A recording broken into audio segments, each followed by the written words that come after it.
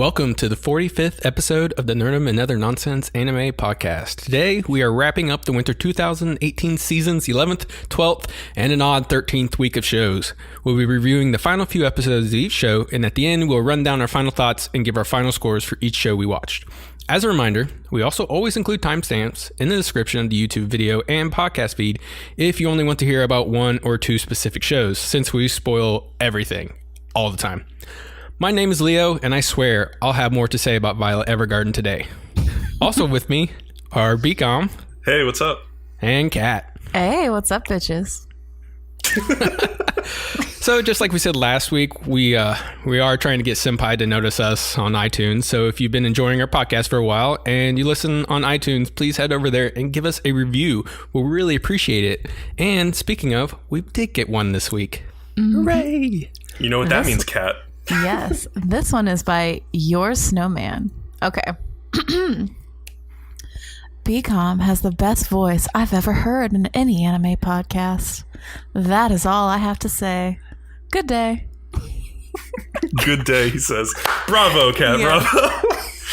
bravo. I'm pretty sure Bcom made this account. Your I Snowman. didn't make this account, I he swear. fucking did. You know he did. He was binge watching Frozen. And then he had this genius idea, and then he made this account. Do you want to be your snowman? Mr. Your snowman, you can be my snowman anytime. I just want to let you know. And you can continue to enjoy my dulcet, beautiful voice. He does have a good radio voice. I think that's one of the first things I actually said to Bcom when I met him for the first time. Oh, you guys gotta stop feeding his ego like this. I mean, I'll just tear it down later. We all know. Yeah, that's inevitable. So, Yeah. all right. Anything else before we move into shows? I'm kind of excited. I wanted to say I had something, but I've lost it. So we can just start. All right. All right. All right. Let's finish out Kokkoku then. Kat, you take it away. All right. So we got episode 11 first. So like the last episode 10, like their parents had been fucking, like Sagawa's and his friend's parents had been fucking, and I was traumatized forever. This moment is branded into my mind until the moment I die, like all that drama. So now like it fast forwarded a couple years in the future, and apparently his dad like died or something, Sagawa's dad. So like his friend is like, well, you're the great lord now, which I guess in their weird culty sect of religion, like now that his dad is dead, he's like in charge. So like Sagawa wants to not be part of the cult anymore, but his friend is like, no, you need to be the leader of the cult so like we can get rich and like live it up and shit. And then so Sagawa was kind of like, well, fine, like I want to do what my friend says because I like my friend. And he gets pissed though and starts like throwing shit like all over the shrine. And like that's when he finds the stone, but it's like in a random rock. That really didn't make any sense to me.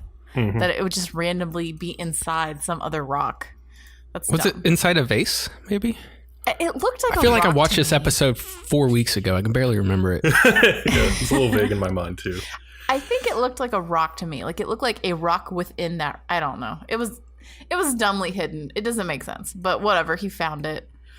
And then there's this quote where like Sagawa was like, I let him fool around as much as he wanted until the very end. And then it just shows his friend like face down, bare ass up, like in the water, dead. And I'm kind of like, okay, so did he die in a ditch of like his own doing, or do you think Sagawa like kind of got tired of him and was like, I'm gonna help you along a little bit? Like, I don't know. I kind of took it like he drugged him, like he was just doing so many drugs or something. And yeah, probably. Yeah, just went out of control. Yeah, whichever way. So that's the end of the flashback. And then Juri is pretty much like, well, I don't fucking care. And then she like just starts attacking him right away. And I was kind of like, yes, that's right. Like, get that bitch. Like, don't fall for this. Then she like takes this razor out, and I'm kind of like, like, I don't know if that's what you need to do. But I mean, it kind of is. I don't know. Just seemed to get real violent real fast. Like there was a decision to like change the tone at this point, I feel like. Yeah. And so then the grandpa's like, oh no, don't do it. I'll do it. And I'm just kind of thinking in my head, like, she's a big girl. Like, she can do it herself. Like, you don't need to do this BS. Like, she's a lot less of a chicken than you are in some ways. Yeah, but he sees her as, like, you know, his little girl or like his little granddaughter or something. Yeah. So, like, he's going to try and take this away from her and, like, not burden her with this. It's not that he did it in an annoying way. I'm just kind of like, Juri's my girl, all right? She's fine. Like, and then the dad, though, comes in like a weird psycho and is like, justice, and, like, hits him, basically, with the sword. And I'm just like, haha, justice. Like, it's so funny to me because, like, he always comes in with, like, justice, but he's like the opposite of justice. Yeah, no. So, and then, of course, the Juri and the grandpa are like, what's wrong with him? Huh? And I'm kind of like, you saw the earlier incident? Like, you're just now asking what's wrong with him? So yeah, seriously. Yeah, no, it's like, we've all known this for a while now. I don't know why you're just now getting on the bus. So once he gets hit, Sagawa turns into this weird cloud thing, which seems sort of like bullshit. It's not really fair. That doesn't even make, I don't know. So yeah, there's a lot of stuff that happened this episode that I felt like I missed 5 episodes where they explained how the laws of physics worked in this place. Okay, so ironically, for an anime all about time and, like, time being stopped, I feel like the show ran out of time, right? Yeah, right? And they were like, what do we do? There's not enough time to cover all of, like, the technical stuff that we wanted to cover. Let's just dump a bunch of stuff on them at once. Like, that's basically these 2 episodes. So there's, like, a weird brain and eyeballs, and there's, like, strands coming off of it in the middle of the square. I don't know. It's dumb. It looks like some sort of weird virus thing. I don't know. It looked like something out of, like, Parasite or something. It was real weird, for sure. No. You guys ever played Star Fox 64? I have. You know, when you fight Andros? Mm-hmm. And you blow him away and he's got the brain and the eyeballs left? But how can you defeat Andros? You will never defeat Andros, Leo. Yeah, that's just all in his head. But anyway. Here we go. Yeah. I'm posting an image. It's the exact fucking same thing. I remember what Andros looks like. That is just drilled into my brain as, like, an 8 or 9-year-old playing N64. Oh, yeah. Okay, so then the dad gets his fingers cut off when he tries to attack the weird brain thing. And I'm kind of like, haha, that's what you get. Like, because I'm kind of tired of him. And, like, he's not an inherently evil person. He's just, like I said, like a shark. He's dangerous to everyone around him all the time. Like, and you need to be cautious around him because he's just, like, can't trust that bitch. So I'm glad, like, they put him in stasis because they're like, oh, his fingers are cut off. We should probably do something. And then they just watch him. Then they just watch him for, like, isn't it a day that they're just like, I guess we'll see what happens. Well, they got these razor sharp threads, like, right? So they're like, I don't know what we do. I guess. But you would do something. You wouldn't just stand around all day and be like, I guess we'll see what happens. Yeah, well, they do have all day, so. Well, I mean, yeah, they have all the time in the world. It's a bad idea, okay? So, like, while they're doing that stupid shit, like, the mob boss guy is like, let's hide all the dead bodies then, because we're going to go back soon. And I'm sort of like, well, spoken like a true mob boss, right? Like, well, it makes perfect sense, too. It does make sense that they would clean up a little bit. The casual way, it's just sort of like, well, I guess we should do this now, is, like, hilarious. And then he's like, we should have the kid dig the graves. And, like, everyone's like, yeah, that makes sense to us. And I just, like, laughed. Well, he uses, like, the what monster thing to dig, right? The little dog monster thing. Which is also fucking creepy. And I just imagine, like, his teacher, when he goes back to the regular world, being like, Makoto, what did you do over the summer, little Timmy? I helped my big sis and a bunch of gangsters dig some graves and cover up a mass murder. I also played with a creepy corpse dog thing. Yeah, I think they probably had a little talk with him like, before he went back to school. So then Juri starts to have like panicky issues because she's now just realizing like, oh fuck, I'm stuck here. Like, and she hadn't really thought about it before. Then they send Makoto back after they make him dig the graves. And then, okay, at this point, it's been like a day. And Sagawa, like the weird virus-y Sagawa, is like, he looks like a Christmas star decoration. Does anyone else think this? He does. No, I can totally see it now that you say that. Like, because all the weaving, like, threads of himself have, like, I don't know, he's protecting himself with this star-shaped formation of stuff. Yeah. And then Shouko is, like, next to it looking at it. And she's like, oh, it seems to be getting scarier. And I'm like, get the fuck away. Like I don't know what y'all are doing. Like, y'all are dumb. And then he starts, okay, so the weird Sagawa virus thing, which is what I'm going to call it, because it kind of looks like a virus to me. I don't know. He starts, like, making these threads and attaching them to, like, dead things, like dead rats and shit, and, like, eating them. It's freaky. Yeah. And then they start being like, what if we just cut all the threads? Because we can do that. And I'm sort of like, well, but that's not really going to work because you're just going to keep making new ones. And it's just going to be dumb. Like, just, I don't know. So then Juri is finally like, I'm just going to go up there and, like, try to kill him. And so she does. And then there's this moment where she's like, oh, he's just like me or something. And that was bullshit. I kind of, okay, so, like, my idea is, like, no one is a monster. Everyone has good and bad sides of themselves. And, like, I kind of agree with that. But I don't like how Sagawa, like, in that whole flashback scene, like, it was all about him blaming the shit that he did on other people, like his family and shit. And, like, no. There comes a time in your life where you gotta sit here and just be like, this is what I did. And, like, I take responsibility for it. And so I like the fact that they're kind of thinking, like, listen, people can be redeemed even if they do bad things. But I didn't like the part where basically he's sort of pushing everything on everyone else in his life.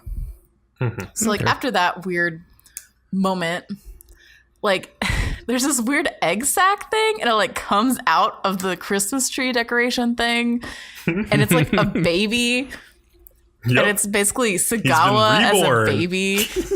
Okay, so that's just weird as fuck. And, like, are they trying to go for some reincarnation, like, Buddhist shit? Because it kind of seems like they are. I think so, yeah. Which, I mean, we can say or it's maybe dumb. He was like...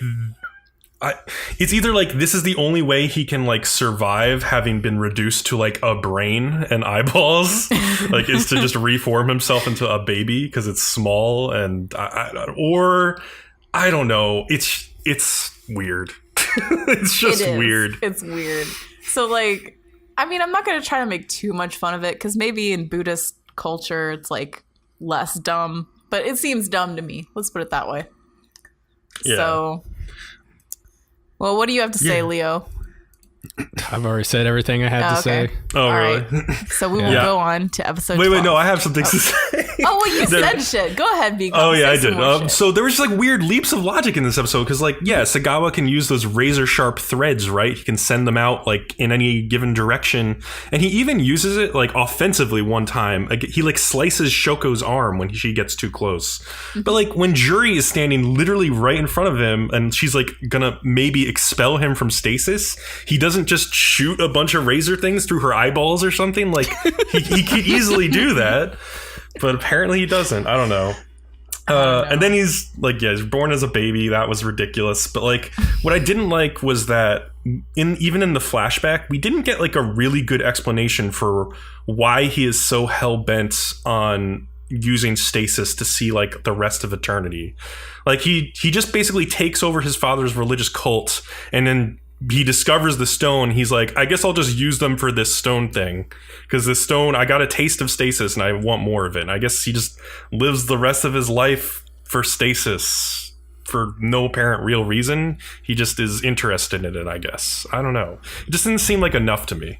But I think it's more that he's a very logical person, and so to him, he's, like, discarded his emotions, right? Because, like, that was supposed to be the whole idea behind the whole flashback scene and him being emotionally traumatized and blah blah blah, which was bullshit. But, like, I guess the idea is supposed to be he's discarded all of his emotions and he lives for very logical thinking.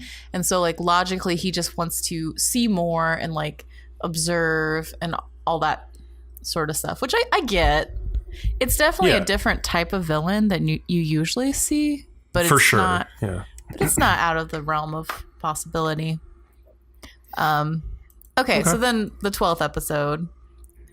Basically, okay, so Sagawa was reborn, and now Juri is like his mom or something, which I'm like, no. And it almost seemed like they were sort of turning Juri into this like godly figure who's gonna like take care of this baby, and it almost reminded me of like the Virgin Mary or something, because she's a virgin, right? Like she's I don't know. Yeah, like, I mean she kind of does she say that in an early episode? I think she might have. I think she does. And so I didn't really like that. I didn't appreciate it. I was kind of like, Juri, like you're gonna be stuck here forever. Like before that one hot thug guy leaves, like at least fuck him. Like is this the things that Kat considers? Okay, you don't want her to die. I don't think like this alone. crossed me and Leo's mind while we were watching. Yeah, we definitely didn't think that. But like, think about it. If this was the opposite, right? Like, you know, you're about to be alone for the rest of your life in like a frozen place, and there's like a hot girl. Like, wouldn't you be like, hey, before I like save your life and like send you home, like, do you mind if we fuck once so that I don't die a virgin? Like, that's true, possibly. The roles were reversed. I get that. And I feel like he'd be up for it too, because he's all logical. He'd be like, logically, this makes sense to me. Okay. Okay, so and then Shouko and Juri have this like little exchange, and it kind of feels like they sort of became friends after all. Yeah. Then she sends Shouko back. Throughout this entire last episode, they keep having these weird shots of that corpse dog thing. Like throughout. I think they do it like 6 times. And I'm like, why do you keep like coming back? Like it has no purpose. I don't know. It was weird. So it kind of shows that they sort of still age, even if they are in stasis. Because like they talk about how, which was interesting. Her hair grows longer and stuff, yeah. Yeah, I think they did a good job of showing that she ages a little bit too. Mm-hmm. So, of course, like, the grandpa and her stay for a while together with the baby, and they're raising it. And then at some point, of course, Juri's like, I'm going to expel the grandpa when he's asleep, because, like, he'll never go back otherwise, which is probably correct on her thinking, but I was still kind of like, this is kind of a shit move. Then there's this, like, montage of the baby getting bigger and, like, her bonding with it and all this, and I'm kind of like, I mean, the creepy psychopath is a cute baby. We get it. Like, you know. Wasn't there something in like the end of the last episode where they were like, he's like a completely new being now? Like he has no memories of what he was as Sagawa. Yeah, and I'm kind of like, I don't buy that. Like he's still going to be the same. He might be a little different, but he's still the same person. Like as long as he doesn't catch Juri fucking somebody, I think he might be okay. You'll have like a weird flashback and like freak out and just become the Hulk again and start killing people. It's like, Juri, this is all your fault. You have to stay forever a virgin now. Like, oh no. Oh my god. Okay, so then at some point, like Juri's like, I need to send this little kid back. So she does. Because like the idea was, I think, that he needed to get old enough that he could like withstand the impact. I think that was the original idea. I think it was like 6 months or something, and then she sends it back. And then she does okay by herself for a while, and then she has this scene where she kind of goes fucking nuts, and I just remember being like, damn girl, like calm your tits, like chill. and there's a lot of this episode where she's like half clothed or like in her underwear, which is this episode was really horny towards Juri. Like, I mean, it took advantage of the fact that she was alone. Like, it wasn't showing a lot of like cleavage, like up close cleavage, but it was definitely showing a lot of like, this is her in her underwear. Mm-hmm. Okay, so then there's a scene where she goes and sleeps on this mattress in like in a store. Like a mattress store in her undies. And I was just thinking, like, wouldn't it be hilarious if she wakes up and like time has gone back to normal and she's just asleep on this mattress in the store in her underwear? Like, that would have been funny, you have to admit. That would have been a good time to come back, yeah. Yeah. Then she gets really depressed, and there's a scene where she just repeats to herself, like, don't think depressed thoughts. Don't think depressed thoughts. And I'm like, well, you obviously are. So, like, and she starts to turn into a herald. Then she sees some weird dragon thing when she's turning into a herald. Mm-hmm. And all of a sudden, like, she pulls this weird lady into stasis with her, who's just like, oh, hey, like, I know all about stasis. Like, good to meet you. And I'm just sort of like, this is convenient. And she introduces herself as, really, right? As the wife of the person who made the stone first, which was like, okay. But then it turns out that's not really what she is, because she explains better later that, like, really she was the original person who entered stasis, and, like, she's had a specter in her body from birth, so she's never aged. But that doesn't make sense to me, because if she had a specter in her body and she didn't age from birth, wouldn't she just be like an eternal baby? Because, like, you can't grow and then not age. That you can't have your cake and eat it too. Maybe it waits until you're, like, at prime age or something like that. Either that, or maybe she figured out, you know, like Sagawa was figuring out ways to, like, reshape his body. Maybe she figured out from the Spectre, like, how to use it to, like, make it so she never ages. Like, her cells never deteriorate, and she just keeps living on in the same, like, stasis of age that she wanted to live on as. I don't know. Yeah. They magic. didn't really explain it enough. Yeah, magic. So she talks about how, like, she was the original person in stasis, and then she met the guy who made the stone, and they fell in love. And, like, she was being worshipped as some sort of weird deity, because I guess, I mean, if you're in ancient times and you're not aging, like, you know. That, or they try to burn you at the stake. Yeah, exactly. So she got lucky, you know. So she takes him to stasis a lot, and they, like, fall in love and all that. And he gets really interested in stasis, and so he does all this research, and then he makes that stone. And so that's the whole story behind the stone. And then, like, she sends Juri back to regular time because she's like, oh, I'll just send you back. And then Juri goes back home and is like, I'm so happy I'm home. And, like, everyone has, like, a touching reunion, which is all good and fine. But it was kind of like, like, it didn't feel that great of an ending. And then the very last scene is, like, her, like, saying, like, have fun at school or something to, like, a slightly grown up Sagawa as, like, a kid. And I'm like, like, you are stuck being this fucking bitch's mom forever. Like, that sucks. They saw the good in him, Kat. They thought that he could live a good life now in outside of stasis. Well, okay, everybody but, gets like, a second chance. She maybe didn't get any of the fun parts of having a kid, right? Like, she only gets the responsibility part.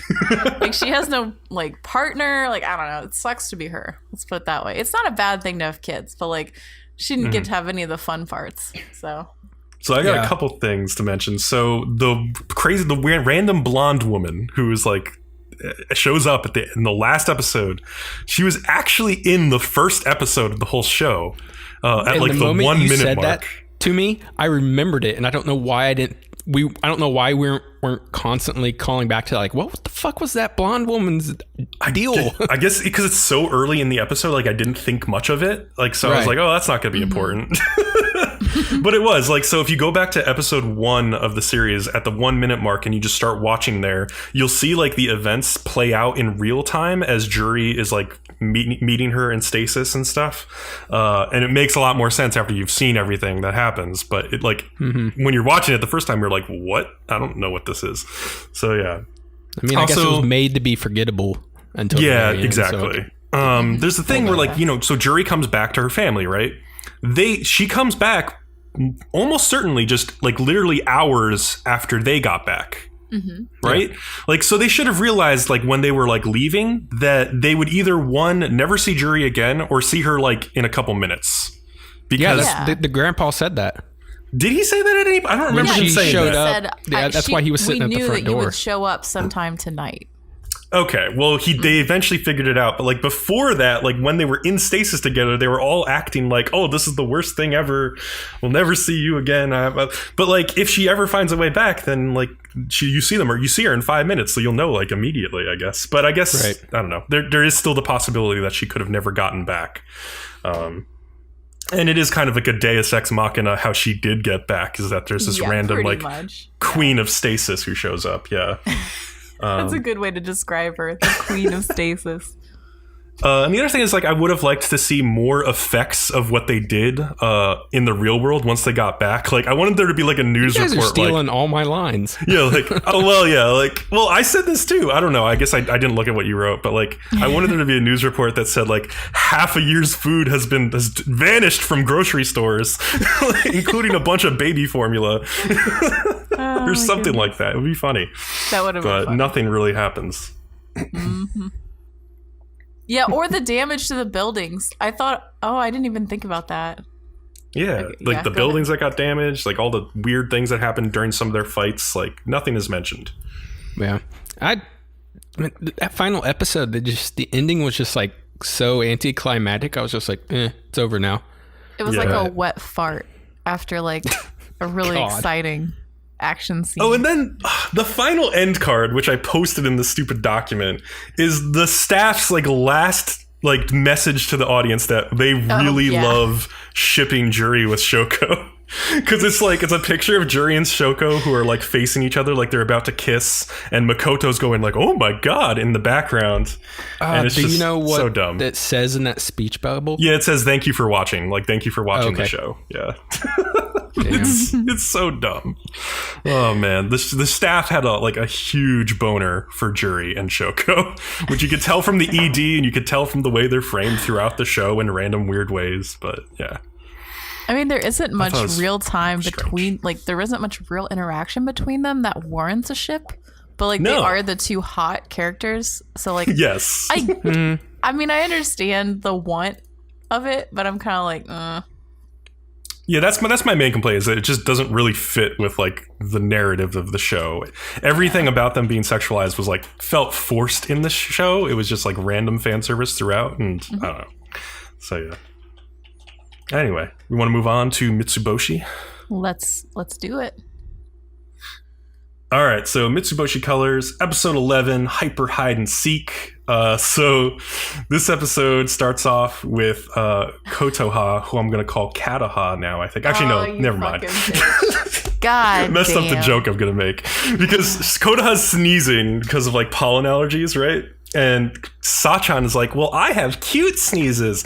And Kat, you may not know this, listener, but when Kat sneezes, she just makes the cutest little tiny sound ever, because she can't sneeze like an actual human being. I'm sorry, like okay? It's just the way I fucking sneeze. It's not like I sit here and think like, I'm gonna plan this very carefully. Like, I just sneeze, okay? Like, goddamn. Well, she has cute sneezes, just like Sachan, so she's one of the colors, maybe. I don't know.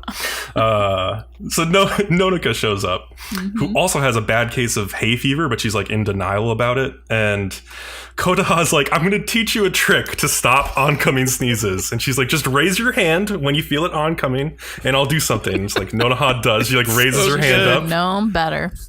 Kotaha just like lays into her stomach with like a huge haymaker punch, and Nonoka still sneezes regardless, which is just hilarious. And Kota's like, oh, I held back. I guess I'll just punch you for real the next time. She's like, please don't. She just finally admits like, I have an allergy problem. I'm going to the doctor. Goodbye.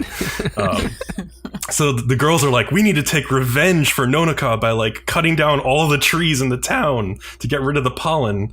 But then they're like, well, we don't want to cut down cherry trees because they have really pretty flowers that we like to look at. You missed the part where all three of the girls just start beating on her. Oh, you're right. It was so funny. That was one of the funniest scenes. Like Nonoka's like down on the ground recovering from Kotaha's punch, and like the girls are just, she puts her hand up again, and the girls are like, they all start just like punching her, like really comedically punching her. It's really funny.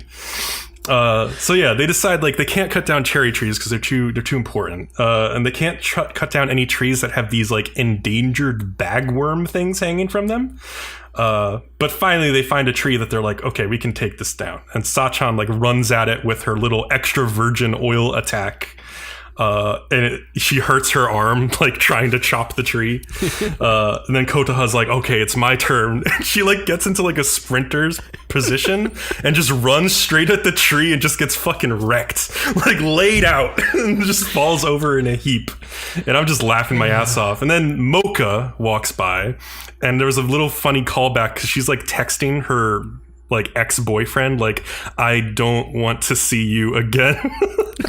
Like apparently the message that Sachan left on the phone or Kotaha left did not work in warding him off because he's still trying. But she tells the girls that none of the trees in the park are the type that make Nonaka allergic. And in fact, Nonaka is actually just a liar. And she's been lying about everything. And she went that far because like the girls were threatening her, like to tell them like where this certain type of tree is that makes Nonaka allergic.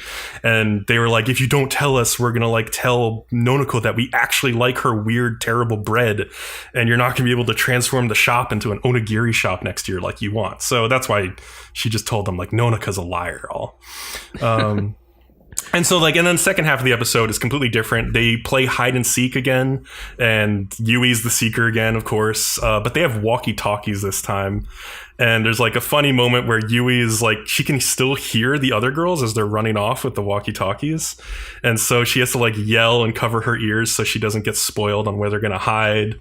And she like runs into Saito at one point and he just like tells her like, oh, I saw them at the station. And she gets really upset that she's not supposed to know any of this, but she easily finds Kotaha, and then they get a message from Sachan that like, please come find me because I can't breathe. And so they go look for her in like bathrooms because they're like, oh, maybe it smells really bad, but it's not that.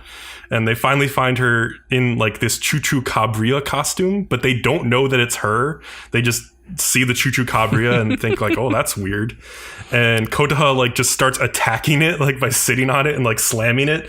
And like over the walkie-talkie, Yui is hearing like, please help me from Sachan, but they don't put it together and they just run off because Kotaha's like, she sees these panda statues behind like where Sachan is laying on the ground. She's like, the pandas are taking over the town. We have to go find Sachan and tell her, and they run away.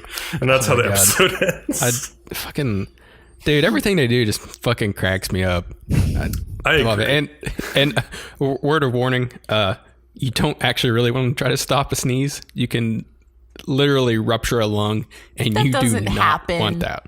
Yes, it does. That's not a real thing. Come on. Yeah, it's a lot of pressure. I've stopped plenty of sneezes in my life. I've never heard of anyone being like, oh, yeah, she's in the hospital right now. Like, it's really serious. What happened? She tried to stop a sneeze. Ruptured lung. That doesn't fucking happen. Yes, it does. I call bullshit. Anything else on this episode? Yeah, that's it, because we don't care what Kat has to say. I got bored. I'm just going to say it. I thought this episode was a little bit boring. I've enjoyed most of the series so far. Maybe it was just this episode, because like the next episode, there are some funny parts in it again, but like I just started kind of checking out a little bit. I was like, I'm getting a little bored. So yeah, understandable. So you weren't laughing when Kotaha was just fucking railing on Sachan in that costume? Because I was. It was all well, there was a lot of the episode where Yui was just like running around town. I kind of checked out in that episode too, like in that part of the episode. So yeah. Okay, so episode 12, Colors, the Town, and the People. This has probably one of the best of finales of the whole season. Oh, really? It's really good. It is pretty good. I messaged you and told you that. I was like, damn, Mitsuboshi Colors had a great finale. 5 minutes of this last episode is hilarious. The rest is just okay. The first 5 minutes makes it.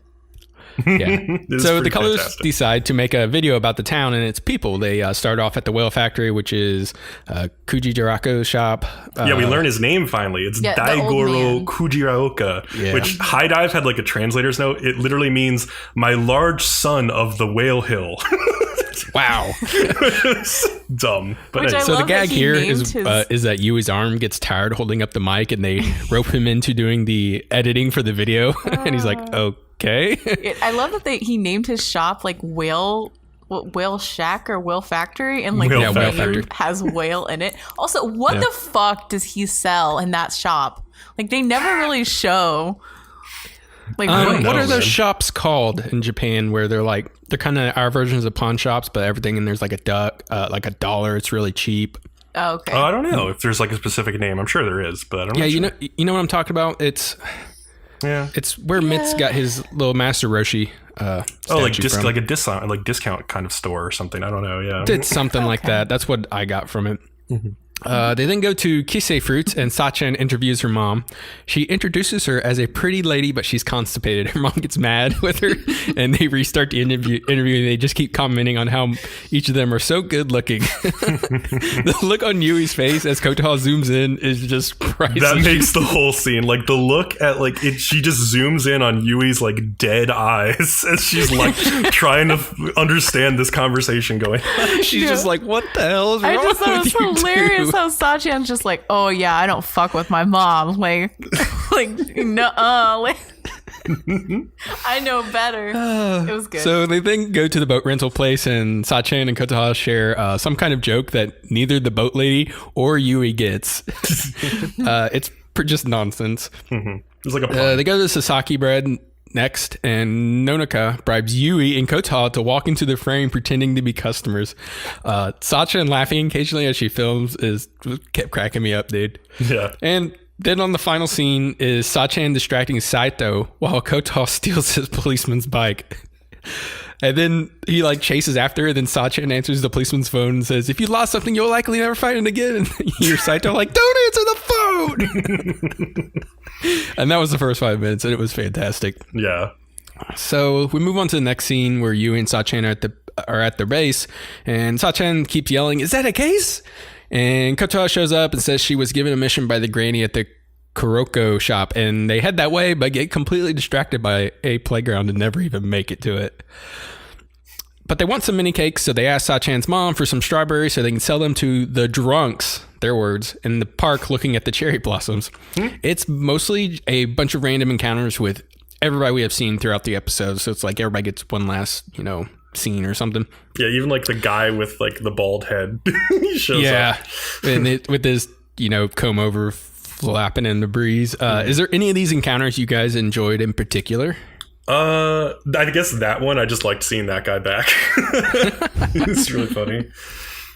Did you have one, Kat? They were all right, but like I said, the rest of this episode was just okay. The strawberries thing was cute. Like the part where they basically gyp this dude out of his last $5 in the world. Yes. That was my favorite. When he's fucking has no job and is he's unemployed. Depressed. And he's just crumpled on a bench or something, and that was good. Just fucking. They do that thing where they're like, we can give you a bonus if you eat this strawberry. So he eats a strawberry, and then they get up on the bench next to him and open their hands above his head, and they're filled with sakura blossoms, and it's he thinks this is some really nice thing that these people are doing for him, and it's it really made him feel better. And then they're like, oh, by the way, that'll be $5. No, he makes this speech about how he only has $5 to his name, and he's been really depressed, and he really appreciates them doing this because it just made him feel so much better. And then they're like, oh, thank you, we're gonna take that $5, and they just fucking walk off.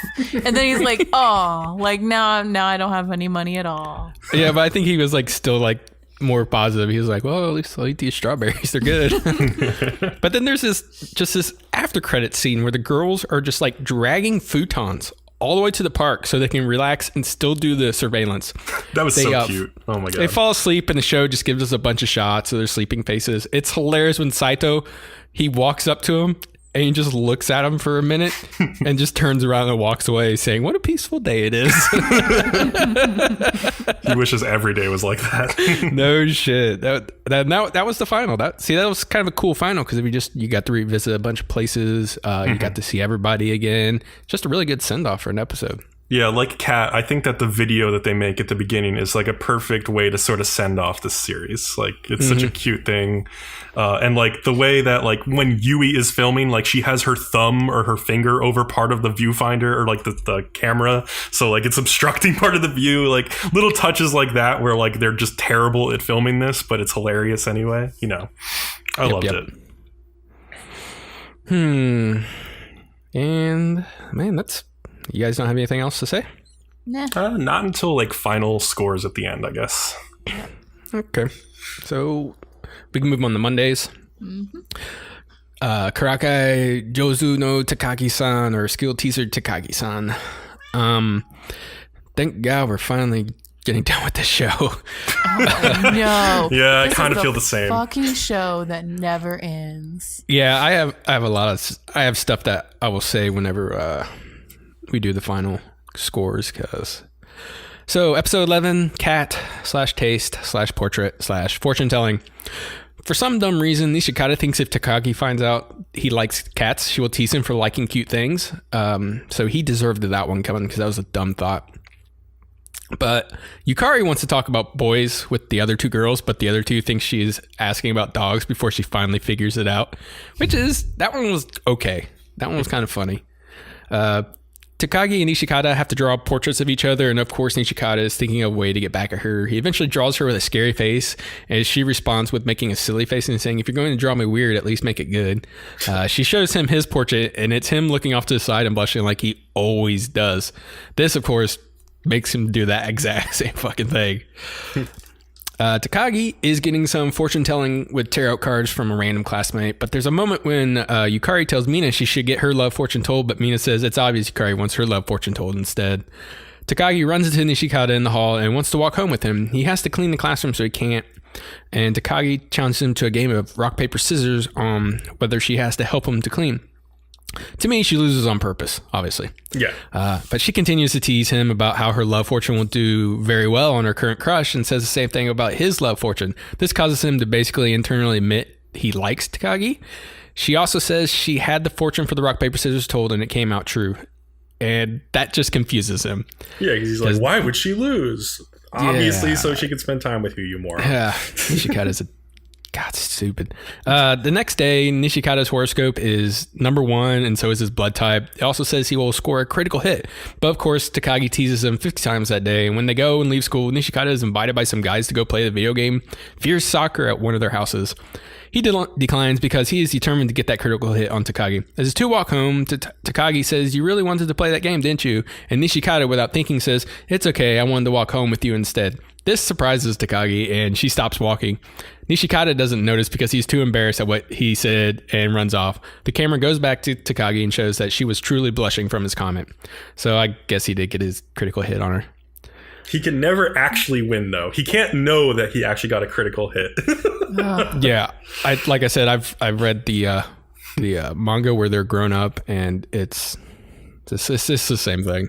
It's just there's a little daughter involved now. Even she picks on him. This poor But doing dude. all those push-ups, Nishikata's in pretty good shape. Yeah, this fucking poor dude. His life is just like him as a prisoner forever. Which is lucky, because like maybe if Takagi didn't have Nishikata to like make his life miserable, she'd just become like the next Hitler and like torture us all. God. So maybe it's good that she has someone to torture. He's taking it for all of us. You're saying Nishikata's taking one for the team? Yeah, pretty much. I mean, they tried to get towards like those sweet moments in this episode. Oh, no, I don't give a shit how many sweet moments they give us. This is a terrible show. Well, tell us how much you liked episode 12. Well, tell us about that finale then. All right, so like it starts out and like Takagi's giving him eyes in the classroom, and there's like everyone in the classroom is like doing love letters. And like all the girls are like, ooh, love letters. And like the boys are like, these dumb girls doing love letters. And like then the girls get angry. Start kicking one of the guys. Yeah, start kicking the boys. And I'm like, all right, now we're resorting to violence. That's fine. And then then Nishikata like opens up his book and he's got one of these fucking dumb love letters. And he's like, oh, and like his eyes get all big. And then they do the opening. Okay, so this has bugged me all season. Does the hat that Takagi wear not look like the One Piece hat? Oh, the little straw hat. Yes, it does. It does. She is Luffy. I'm telling you, she could have been Hitler or a pirate or something. We're lucky she has one. All right. Well, she's not an art student, so I don't think she's Hitler, but yeah. Well, was not Hitler an art student? No, that's what I'm saying. She's not an art student. She used to be painting more. Okay. Yeah, Hitler was a painter. Also, I'm pretty sure that Hitler, if anybody, would have been Nishikata in this situation, getting teased for his terrible art. He finally just like breaks. Just snaps, yep. Okay, so then the dude, like, he freaks out about this love letter. He's like, oh my god, like, what's this love letter? Da da da da da. And like is freaking out about like, should he read it? Should he not? And I'm just like, you fucking bitch, just read it. You're dragging this on so long. And like he finally reads it and it's just like, oh, you want to go home with me after school? And like, of course it's nothing. She's such a little cunt. Like, excuse my, I will not say that word. I promise. She's a bitch. Like, does she really marry this guy, or is it's really just like she like makes him her eternal slave? Like, that's really what it is. So do you ever wonder though what like Nishikata's IQ is though? Because like he's so like, fucking dumb. He's so pretty dumb. Yeah, even his grades are fucking shit. So then they go into like, they change the time during this episode a lot, and it was sort of confusing. So like, okay, so they start out and they do a flashback of the beginning of middle school. And like, my first thought was like, okay, so he comes in late the first day, and I'm like, this is me. This was me every day of my fucking life in high school. I was always late. Always. I was late pretty often too. I was terrible at getting up in the morning on time. Oh yeah. I wasn't. Well, I had to get myself to high school, and so like I'd try and get there, but like I just couldn't because like I didn't have like a car or anything, and then I'd just be like, well, fuck, like what am I gonna do? I'm here now, bitches. Like, okay, so the teacher looked like a mob boss. I always thought that, but I thought I'd comment. Yeah, he always has. Yeah. Oh yeah, he's like a Yakuza. So I guess like she lost her handkerchief on the first day of middle school, and he like delivered it to her, but like I don't know how she wouldn't know that he delivered it. I guess he like dropped it off at Lost and Found or something. That's what I assumed. Yeah, unless I missed something, that's what I assume happened. Yeah. Okay, and then I was thinking, do people even still have handkerchiefs? Like, that's dumb. Like, I feel that makes you weird by default. I keep seeing it in anime still. Yeah, it shows like an anime a lot. In Japan still have handkerchiefs, or is this just an anime thing? I don't know. Yeah, I don't have an answer for you. I feel like that's probably just an anime thing. I call bullshit that people have actual handkerchiefs in this day and age. So like, then there's like a sequence of him working out in his room and thinking about things, and then he's like, they switch seats at some point during middle school. And the whole point of that whole thing is just like, they're not going to sit next to each other anymore. And like Nishikata thinks for a second, like, I should try and sit next to her again, but it doesn't work. And then like she figures out a way to sit next to him again, basically. And then, okay, did the seat change happen in the past too? Or is that like no, this is back the present. To present time? Because like it was really confusing to me how they did that. So okay, it was a little confusing. I agree. Yeah. So then they're back in present time. They did the seat change that I just talked about, and then he gives her a note that says thank you, and that's the fucking end of the series, which is so dumb. This show sucked so much raging cock. This whole season, this was the trash bin that was like on fire. It was terrible. It was terrible. Kat, did you want more closure? There's a manga for that. but you just told us the manga doesn't even have real closure. Well, they got hooked up. Well, yeah, but like, I don't know. Yeah, I agree though. Like, she eventually let him fuck her. So, okay, that's true. I guess. She milked the shit out of that one though. But did she let him fuck her, or was it more like she fucked him? Oh, well, you know she teased him some way about it. He's on the bottom in that relationship. You know he's not in control of anything. He was just laying there on his back, terrified. He was just laying there like scared with his eyes all fucking open, and like she just like giving him the smug look over him, like, yeah. Like that's their whole fucking relationship. I will say the seat arrangement thing kind of was cute in the way that they did it, where like, oh, this girl really wants to sit next to her boyfriend, and then like, you know, Nishikata's like, okay, I'll sit where the fat kid doesn't want to sit because he wants to eat things. But he's like, no, I already found somebody, and it's like, oh, okay. But yeah, like, so they eventually sit next to each other. It's all very sweet. But yeah, like, her getting a note wrapped up in her handkerchief that says thank you from him is not enough. It's not enough to end a romance show with that. Come on. She like rolls around in her bed and she's so excited, and it's like, yeah, well, maybe be nice to him for once instead of constantly ruining his life. Like, she's happy because she's driven him into submission, where he now thanks her for being such an asshole to him all this time. It's a tragedy. That's what this show is. It's a tragedy. It's not a romance. It's not a comedy. It's a tragedy. Some, like, S&M gear with like a leather whip, and just been like, "You're my bitch," and just put a collar on him, and that could have been the end of the series. That's basically their relationship. Oh boy. Well then, it is. I mean, are you going to tell me it's not? No, I'm just laughing. No. It's true. So, you guys ready to move on? Sure. All right, let's go to Tuesdays, a place further than the universe. 3 episodes. Yeah, we got 3 episodes to go. Jesus Christ. So, episode 11, Bash the Drum Can. Mari finally gets her weird suntan on her face we have been seeing in the OP the whole time. Mm-hmm.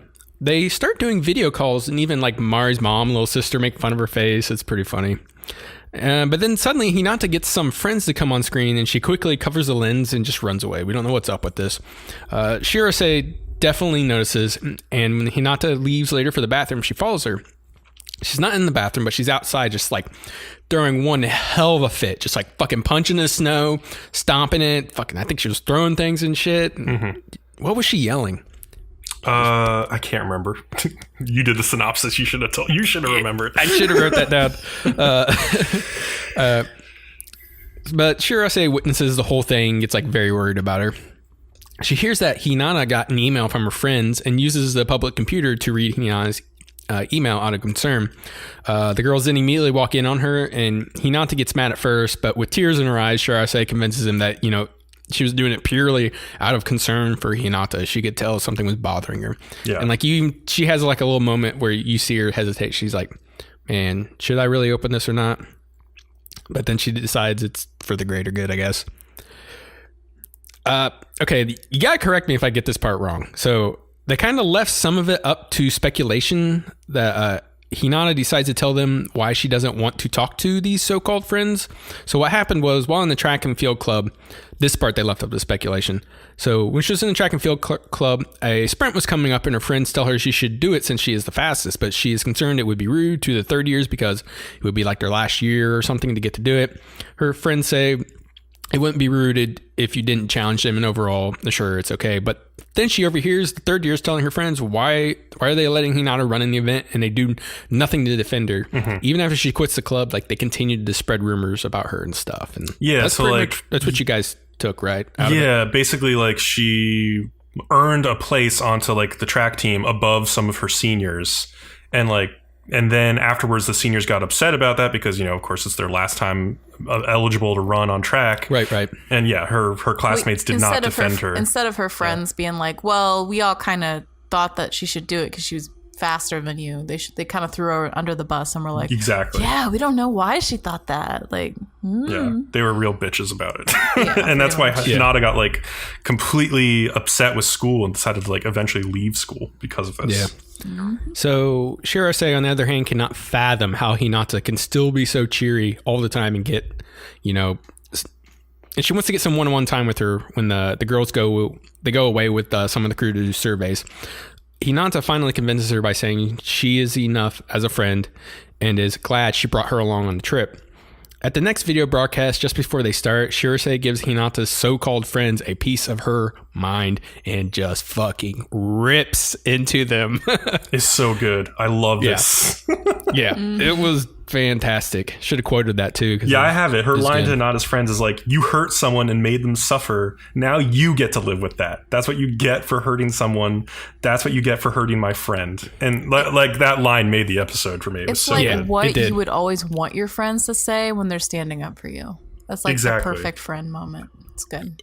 Yeah, and the show is just, if it hadn't sold you yet on their friendships, it's really starting to sell you. It's selling you now in the next 2 episodes, so I'm going to say. But her ranting at her so-called friends, it causes Hinata to like finally break down into tears. And she's just blown away by how much her new friends have her back. The girls end up ending the episode by banging away their troubles for the new year on a steel drum like it's a bell. And I just gotta say, Hinata and Shirase are probably my favorites because there we go. They both have a good head on their shoulders and they know what they want with life. The other two can be a bit scattered-brained, but you know, one thing I did kind of want out of this episode, I would have loved a shot of the so-called friends' faces when they got chewed into. I didn't even need to see it because like seeing Hinata look at Shirase was like what was important to me. But yeah, I know, like, you seeing them, like, their frightened faces and them running off would have been fun. But you can imagine it, right? It's, like, so vivid in, like, my imagination. That's the only thing I could say that may have been better. I don't know. But, yeah, your imagination is always going to picture it the best way you think possible. Anyway. Exactly. So sometimes when you leave it up to the viewer's imagination, that's actually the best bet. Mm-hmm. So what do you guys got to say about this? Why don't you just read your last little paragraph? Okay, yeah. Kat is very upset because so these last couple episodes have like increasingly made like Shirase like by far my favorite character, but also like so last episode was wrapping up Yuzuki's arc. This episode is wrapping up Hinata's arc in this show, and so I was thinking like, oh, okay, so they've left the 2 best characters for last in Shirase and Mari, and I think Kat is upset about me saying that. No, that's bullshit.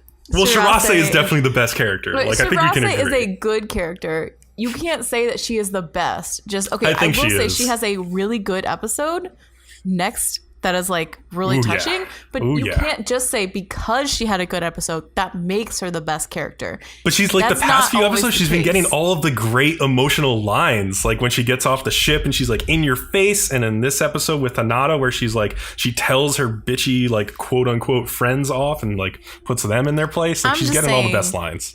Hinata is an awesome character. She's very independent and strong. Like she's much, I don't know, like she's the best she's my favorite character. You know? I will say that Hinata is probably a better character than Mari by the very end. Yeah.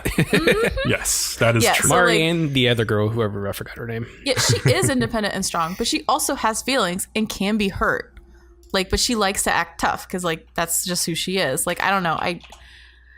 I really liked this episode. It was good. It's so good. Yeah. Oh, Yuzuki. That's her name. I loved how Shirase was able to see Hinata's problem when the other 2 like just totally missed it. Like just totally over their head. Well, I don't even think they saw.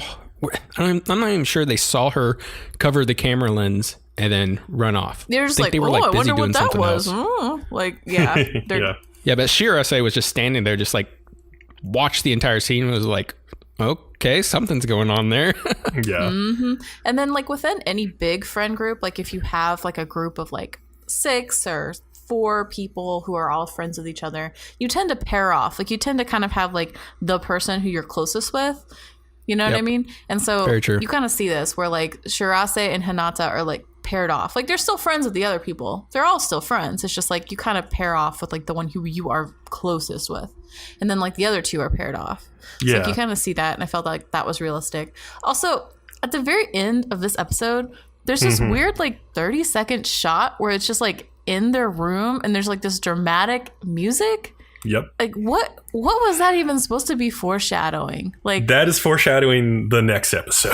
Well, because in my opinion, because the next episode is like the heavy hitter of the series. So I feel like if you're watching this again, like if you're watching it straight through and you like watch episode 12 right after 11, it's setting the tone again for the next episode. Okay. And a funny note for the next episode that Bcom is doing the synopsis for. Yeah. There's a part where his words started viewers. Ugly crying. He must have been ugly crying really bad because he just like messed up a bunch of details. Yeah, I had to go back. Dude, you must have wrecked you. All right, I like completely missed some stuff. Yeah. Let's all brace ourselves for this like, because since it's really hit him, like it's gonna be a long talk through. Yeah, I'll get through the first parts quickly, but the last part I want to dwell on for a while. Be so mean. Go ahead. Episode 12, by the way. What is the name of episode 12, Kat? A place further than the universe. Oh my god. You know what that means. It's going to be a really big, important episode when they title drop the name. So Here we go. It opens with a flashback of Shirase getting the news that at school that her mother had gone missing in Antarctica and is presumed dead. And they come back to the present, and Gin is now planning an expedition with the girls, and they're going to go visit the final location where Takako went missing, which is like the location where they plan to build the observatory. And Shirase asks for some time to think about like whether she actually wants to go. She's hedging because like she talks to her friends and she's like, I've been feeling too normal like this whole time in Antarctica. Like I came here because I thought it would like move me and I thought I'd be crying as soon as I stepped foot here, but she hasn't really felt that emotion well up at this point. So she thinks that like once they get to the place where her mother went missing, like if she doesn't feel anything then she might just spend the rest of her life in this emotional limbo and she might never get over it. So she's afraid of going. The trip is going to take 3 weeks by Snowcat. And so before everybody leaves, they have this send-off barbecue, and the girls decide to give Shirase some space while she's deciding. And Yumiko calls them good friends for thinking of it like this. And Yuzuki is happy again because she's like, oh, we're really friends. Other people see us as friends too. And she's still worried about if they're her real friends. But then, yeah, Gin has like a really blunt and honest talk with Shirase, just telling her like, look, the matter of fact is your mother is dead. Nobody knows what her dying wishes really would have been, but I choose to believe in the ideas that she had. And like, I've latched myself onto those ideas and I've come back to Antarctica to like pursue them. And I think that's the only way I can like survive the injustice of life moving forward, is what she says. Mm-hmm. I really like it because I really hate when people die and then someone else says like, this person would have wanted this or that, because like, yeah, even though you knew that person, like you can't speak for that person. And like, she's very clear about that. She's like, I can't speak for your mom, but like, this is how I feel about it. And like, this is what I'm choosing to do for myself to get over this. I appreciated that. I think it's a very healthy point of view to have. Like, yes, I don't know what this person would have thought, but this is what I'm going to do to honor this person. Yeah, because in the end, like, if you really think about it, other people's ideas of us end up becoming like more real than who you were like after you're gone. And yeah, like, it's what you leave behind. Yeah. Yeah, and Gin is like she's very dedicated in terms of like not imposing herself on who Takako was as a person. Yeah. Like, I don't know. I like that. As like an example, if say something happened to Bcom and he can no longer be with us, Kat and I would every season specifically pick up a very moe show in your honor. Exactly. Yeah. But like Bcom would have loved this. Yeah, Bcom would have loved this stupid lolly. But Bcom maybe wouldn't have wanted to only be known as the moe guy. Like, you never know. No, just build an observatory in my name and just call it the Moe Observatory, and I'll be happy. It's fine.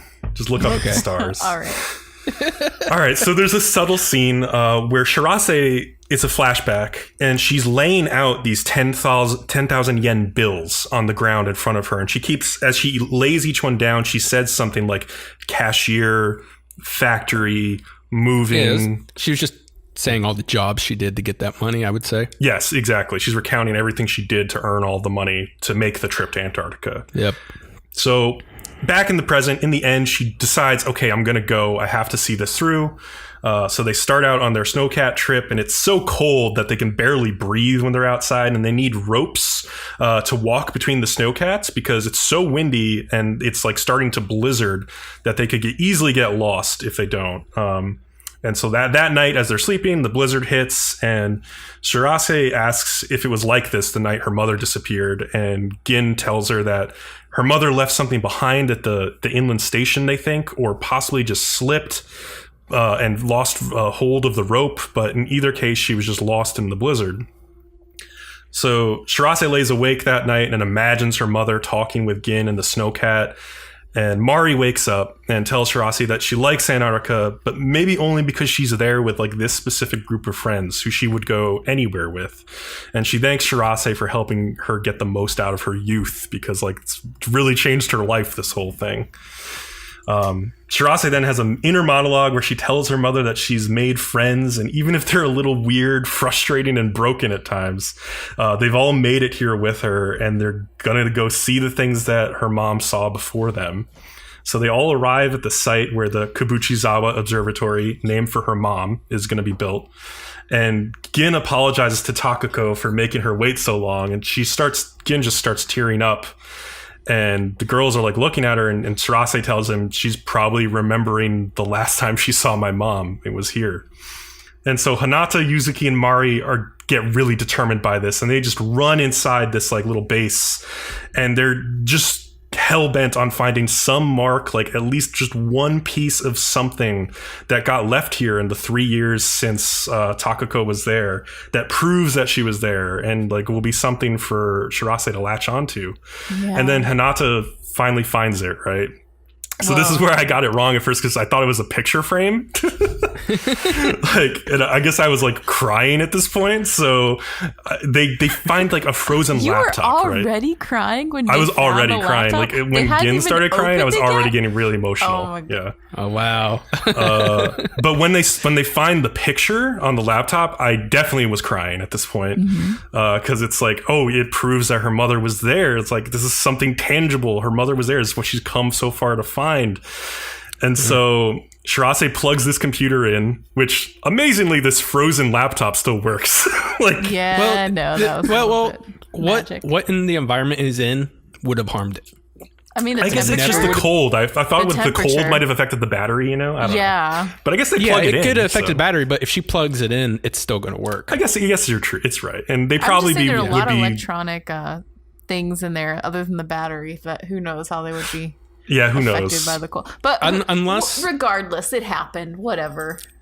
Yeah, unless any of that condensation somehow got on the inside of that computer. Yeah. But I think it's so cold and the air so dry that there would have been no condensation getting on the inside. So it was actually probably in the perfect environment to be maintained, really. But what is important is what happens next.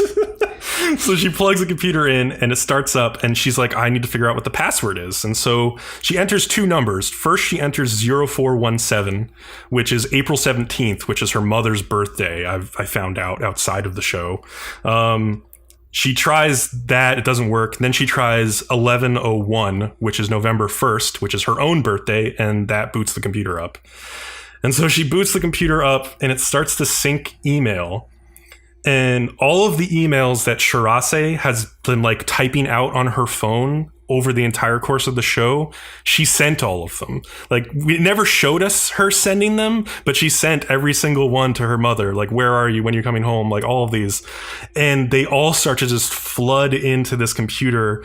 And it's like over 1,000 before. And she starts breaking down, crying. And then like all of the girls in the hallway are breaking down, crying. Like, and it's just such a incredible emotional like climax, because I just love this idea that she comes all the way to Antarctica to find something for her mother. And the thing that she finds is all of the messages and like the belief that she had in her mom that she sent to herself, basically.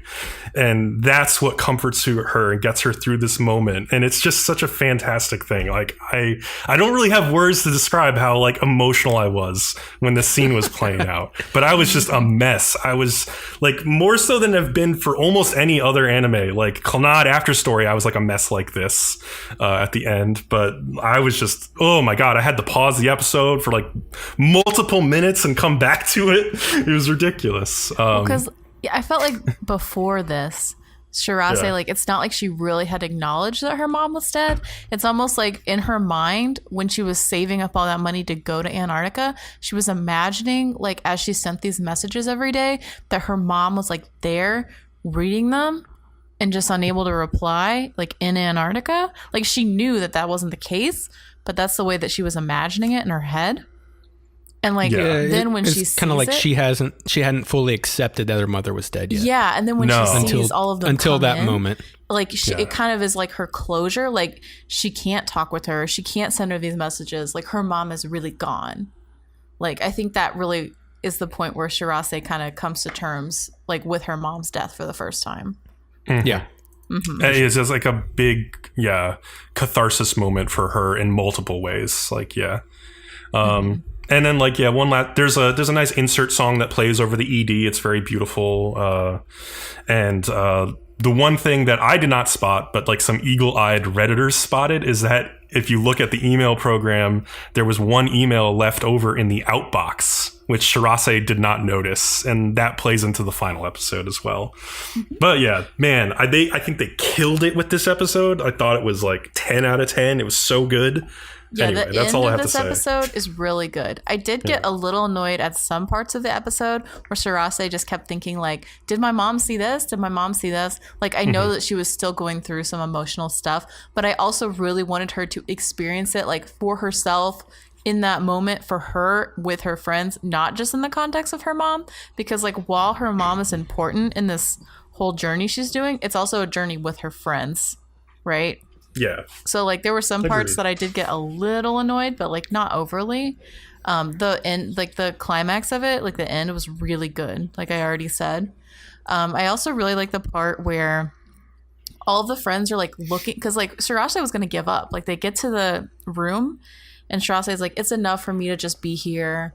Like, and she's kind of still down, and like all of her friends obviously are like, not. Yeah, all her friends are like, no, like we're going to find something.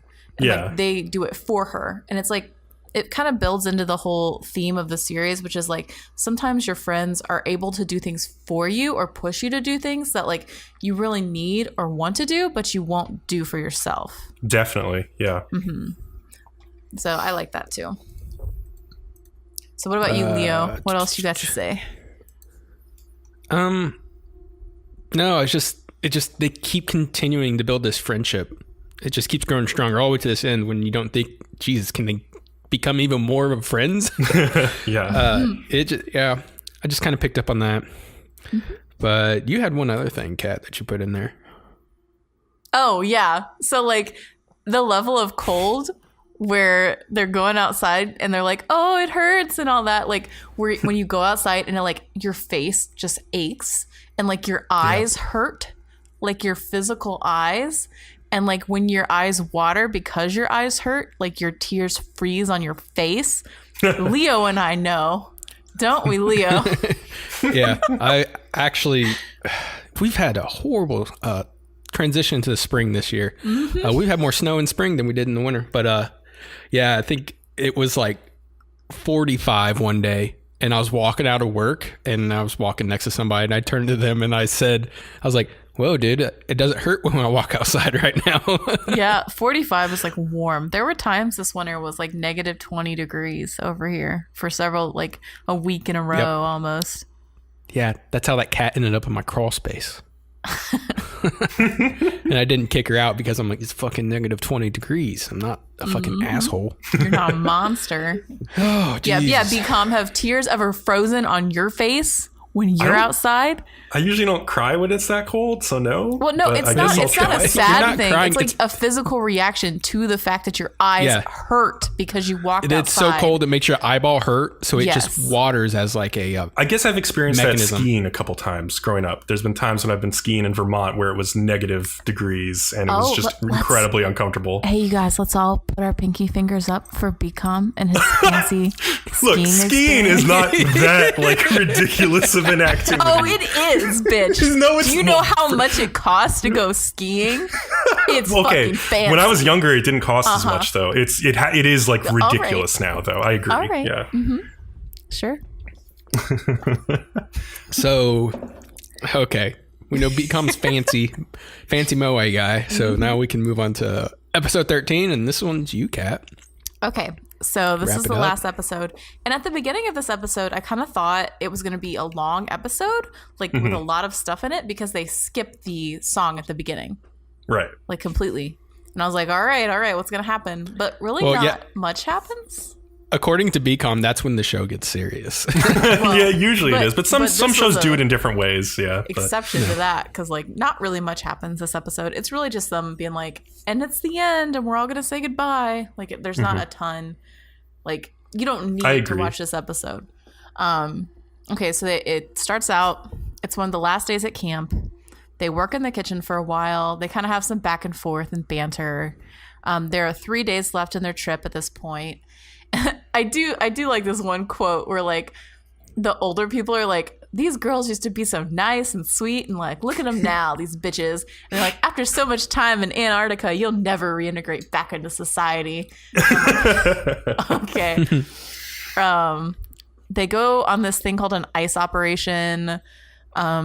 They take some like ice back with them as a souvenir, and they talk about how because the ice is so old, it like pops as it melts.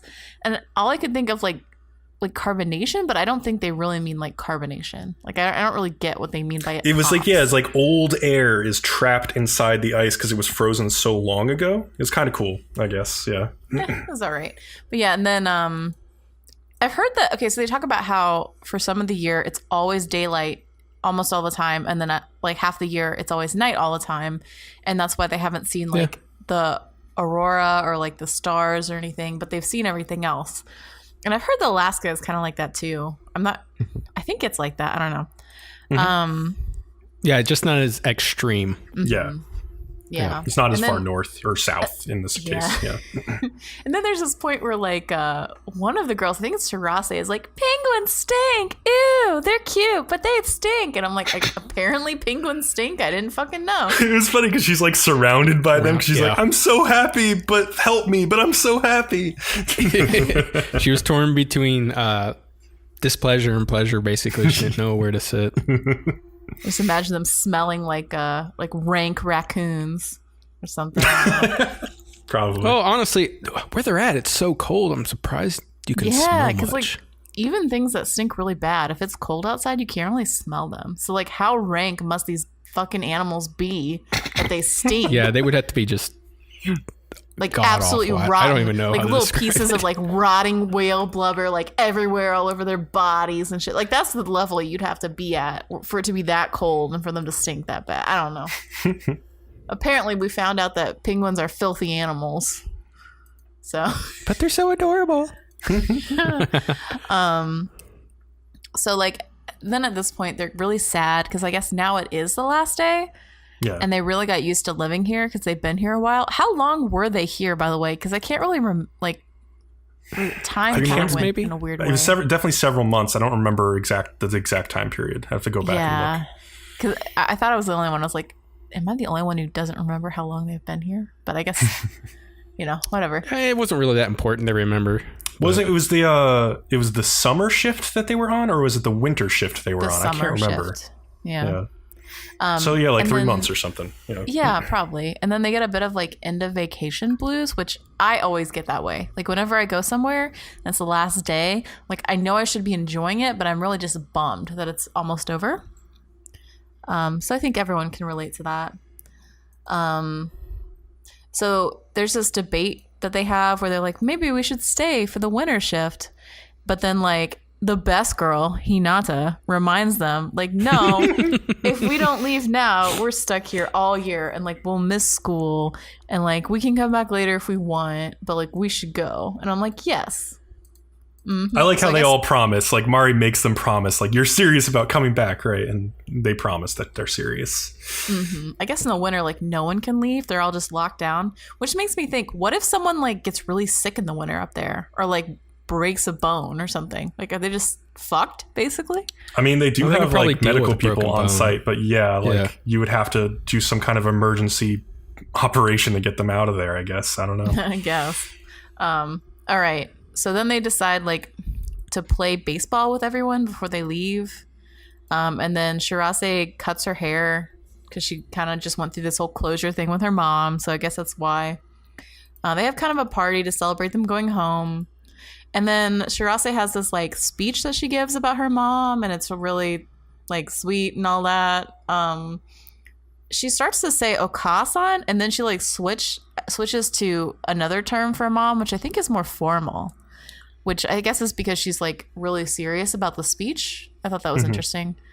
Or maybe because she's dead. I couldn't quite figure out why she switched to the more formal language. I think it was a formality thing. I don't know if it was more or less formal. I can't remember, but yeah, it was one of those things. I think because I think I looked it up. It is more. I think it's more formal, but I don't know. Okay. So they all decide like they want to come back one day, and then the older fan comes up to oh shoot, the idol girl, the one who's like the Yuzuki, yes. And like is really like, I want you to sign my thing, and actually he was cute because it was really like cute. It could have been creepy and it wasn't. Yeah, and I was happy it wasn't. No, it was kind of foreshadowed in a previous episode too, because like some guy was like urging him to go up to her like at some point, and yeah, he's got a crush on her as an idol, which is more normal in Japan than it is here, I guess, to do, but yeah. Yeah.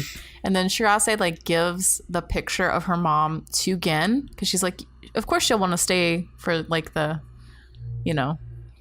winter shift with you. And that was sweet because like it kind of shows she really has closure now. And they're off in the helicopter and they get home and everything. Well, I guess they're on the boat for a while. And then she's reading. So then it shows Gen reading some of the older messages from Shirase. And I kind of thought, like, I don't know if that's for you to read, dude. Like, I mean, it's sweet and everything, but she kind of private for Shirase. Like, I don't know. Yeah, she's looking at the emails, so yeah, because that's how she finds the message in the outbox. Oh, and then of course, once I see that she's reading them, I was a little annoyed because I was like, you probably shouldn't be reading those. But I was also kind of like, oh, okay, we're going to get to see this message in the outbox that Leo and Bcom have this like big heart on. So. I need to know what it says. So it's been baiting us for like 5 episodes. No, 1 episode. Only 1 episode. It only feels like 5 episodes, Leo. Okay. So then they're on the boat. They're like hanging out and they see the aurora finally, and they're like all in a circle looking at it on the boat, and they're like, oh, it's so pretty. And then like Gen sends her the message in the outbox, and it's really just like a picture of the aurora, and like her mom had typed, the real thing is 10,000 times more beautiful. And it's like, well, yeah, I mean it is, and they're like obviously right at that second looking at the real thing, and which is great because it's like cool. She went there. It was kind of a letdown. It was kind of it's a little bit of a letdown. Like her mom could have said something more interesting, I suppose, but it is like the perfect cheesy thing to have said because and they're to there be fair, looking at like, it. It's not like her mom knew she was about to die or something. Like, so to be fair, I mean, what do you expect? And then, okay, so they do get home finally after that scene. And then, okay, so 2 things. First, they're all talking and they're like, yeah, one day we'll use that money that Shirase like didn't ever use and we'll go back. And Shirase's like, oh, I left the money there. What the fuck? Why'd you leave your money there? I think it was part of letting go. That's I agree. Dumb. And moving like forward. that money means nothing to her. Like in comparison to learning, like and finding closure with her mother. All right, but it's like that money was more than worth that. That money was purely dedicated and made to go to Antarctica and get closure with your mother. Like the money. Before you go crazy, because I know there are people who are very upset about this. Like, my God. Money has no meaning. Money is money. Okay, it is. Yeah, but then there was the last episode where like she so imprinted on this money, where she was listing off all the jobs she did. Like this money to her was purely for getting to Antarctica. Yeah. So like that's all it looked like to her. It almost barely looked like money. And also like she had finds one in purpose. This place like this thing that is like a treasure to her, which is like her closure with her mom. This laptop is like treasure, and she wants to leave something behind for the next person who has lost their way and needs to find their way. Yes, it's cheesy, but also I thought it was great. I smiled, I laughed. That was a lot of money. How much money was that, by the way? It was several $1,000s. It was 1 million yen, right? So hold on, 1 million yen to USD. is $9,340. That's a fuck ton of money. No, you can list off all your sentimental garbage all you want. She should have taken that money and swallowed it. That's dumb. I liked it. I'm fine with it. Yeah, for the story. Okay, so and then as like they're all getting back, the friend who she had that fight with. What was her friend's name? Oh, I don't remember her name, but like, yeah, it's her friend who like was upset. Megumi, yes. Megumi Takahashi. Oh, well, Leo on top of it. Wow. There we go. I have 3 computer screens, and one of them has my anime list on it. All right. I got this. So Megumi, like, as they're all getting back, texts them and is like, "Oh, it's too bad you got back because now I'm in the Arctic." And I'm like, "What? How did you even get there? That's dumb. That makes no sense at all." No, it does. She's not in Antarctica. Okay, she's not in Antarctica. She is in the Arctic, like the near the North Pole.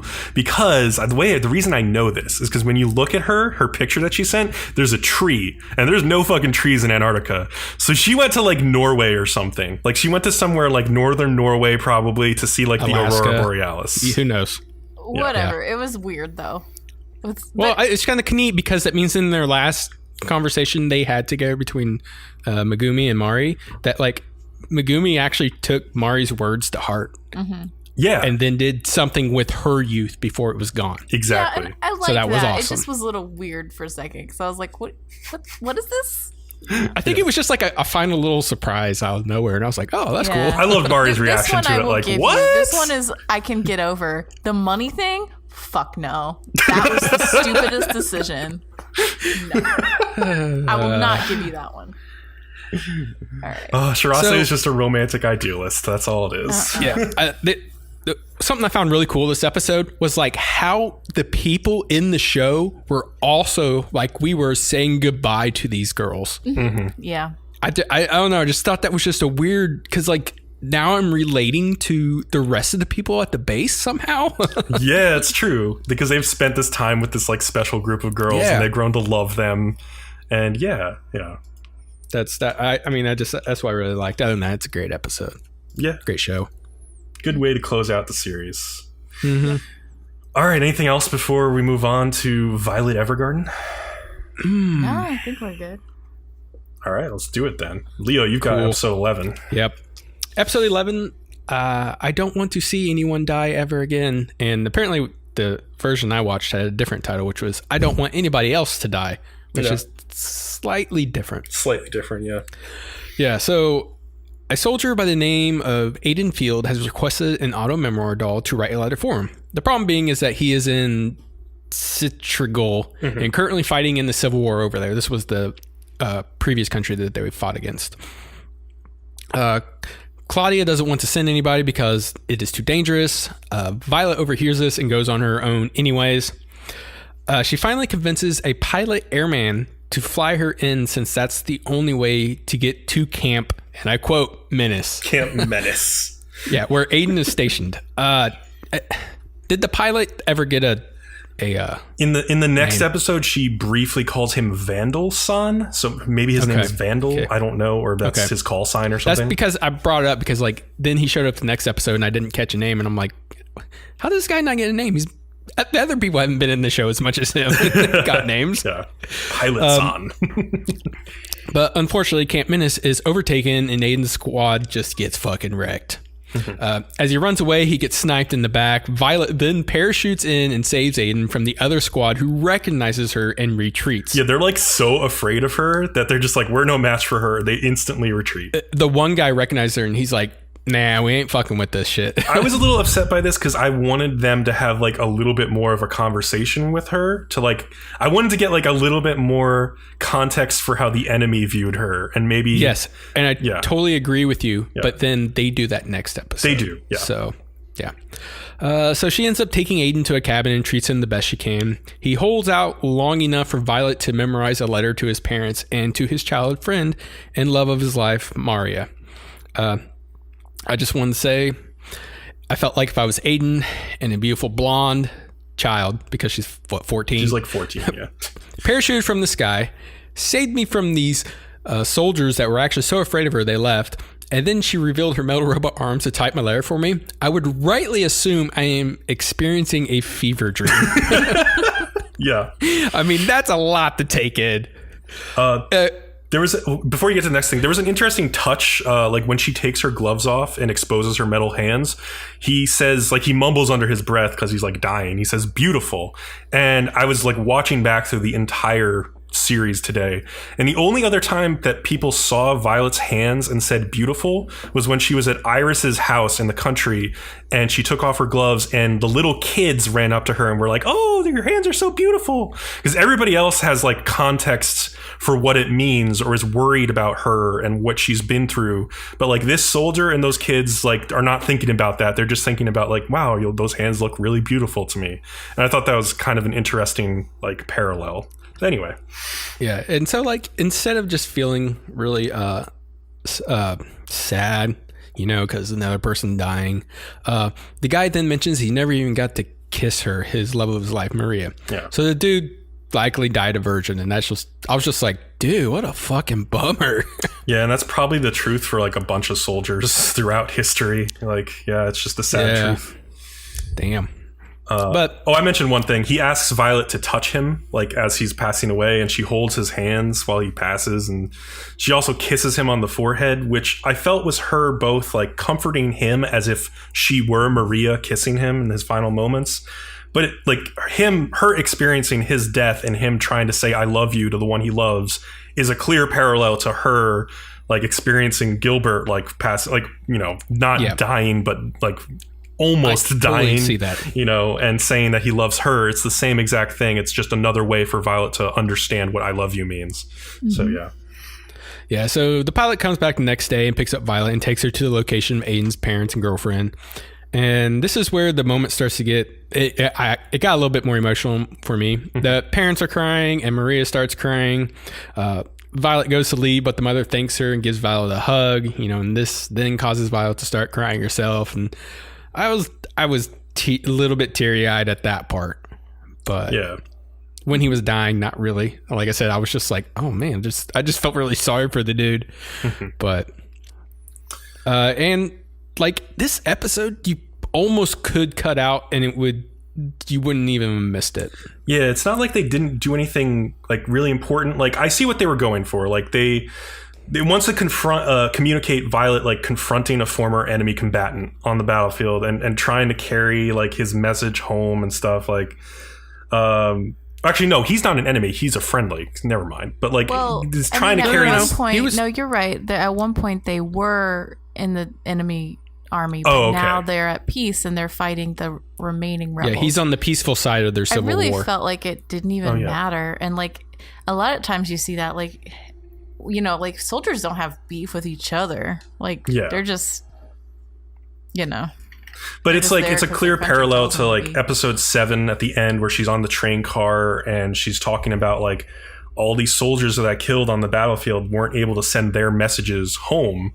And so she's trying to right that wrong for at least like one soldier. That's why she goes on this mission, even though it's like they didn't want her to go. She just overheard Claudia talking about it and went on her own. Because she feels so strongly about like returning this message for like one soldier, at least any soldier that she can like pass their message on. So I get what they're going for, but I do feel like it didn't really progress Violet's plot very far. Like we've basically already got this from episodes like 9 and 10. So see, I really don't feel like the point of the show at all is to go through Violet's plot. I really feel like Violet is just a vehicle. Mm-hmm. And like that's why they didn't go into her backstory between episodes like 3 and 4. Earlier in the episode, I made that same argument. I felt like she was just here so that we could explore the other people's backgrounds really and side feel stories. Like this episode is just about like the idea that when people die in sudden ways or violent ways, like, and it doesn't even necessarily have to be like during war, but like that happens a lot, obviously, during war.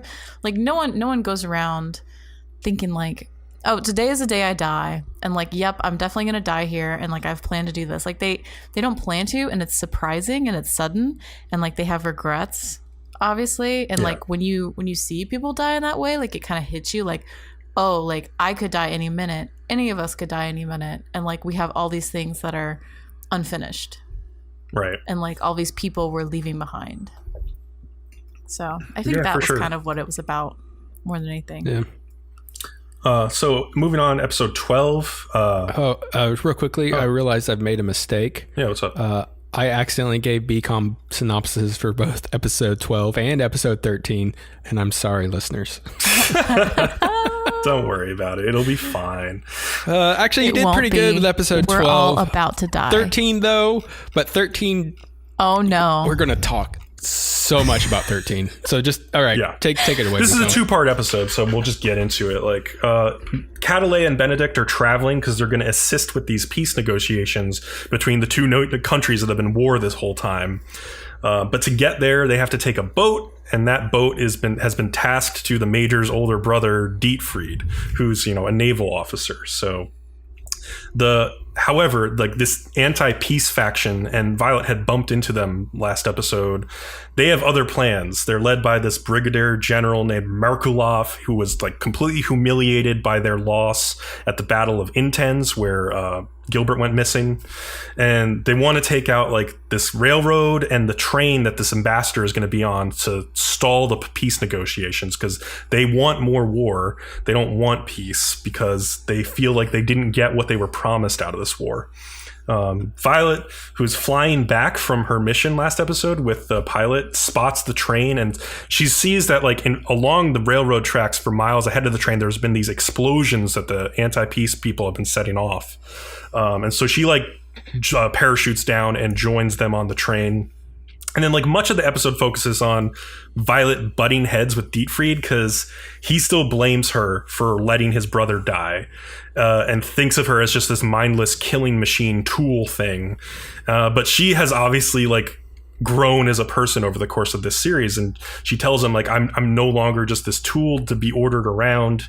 She wants to help and save lives, but she's not gonna kill anyone. She refuses to. Like he hands her a sidearm and she's like, no, I'm not, I don't need that, I'm just going to save people. So the peace faction boards the train sneakily, and they do this thing where they separate the train cars at one point.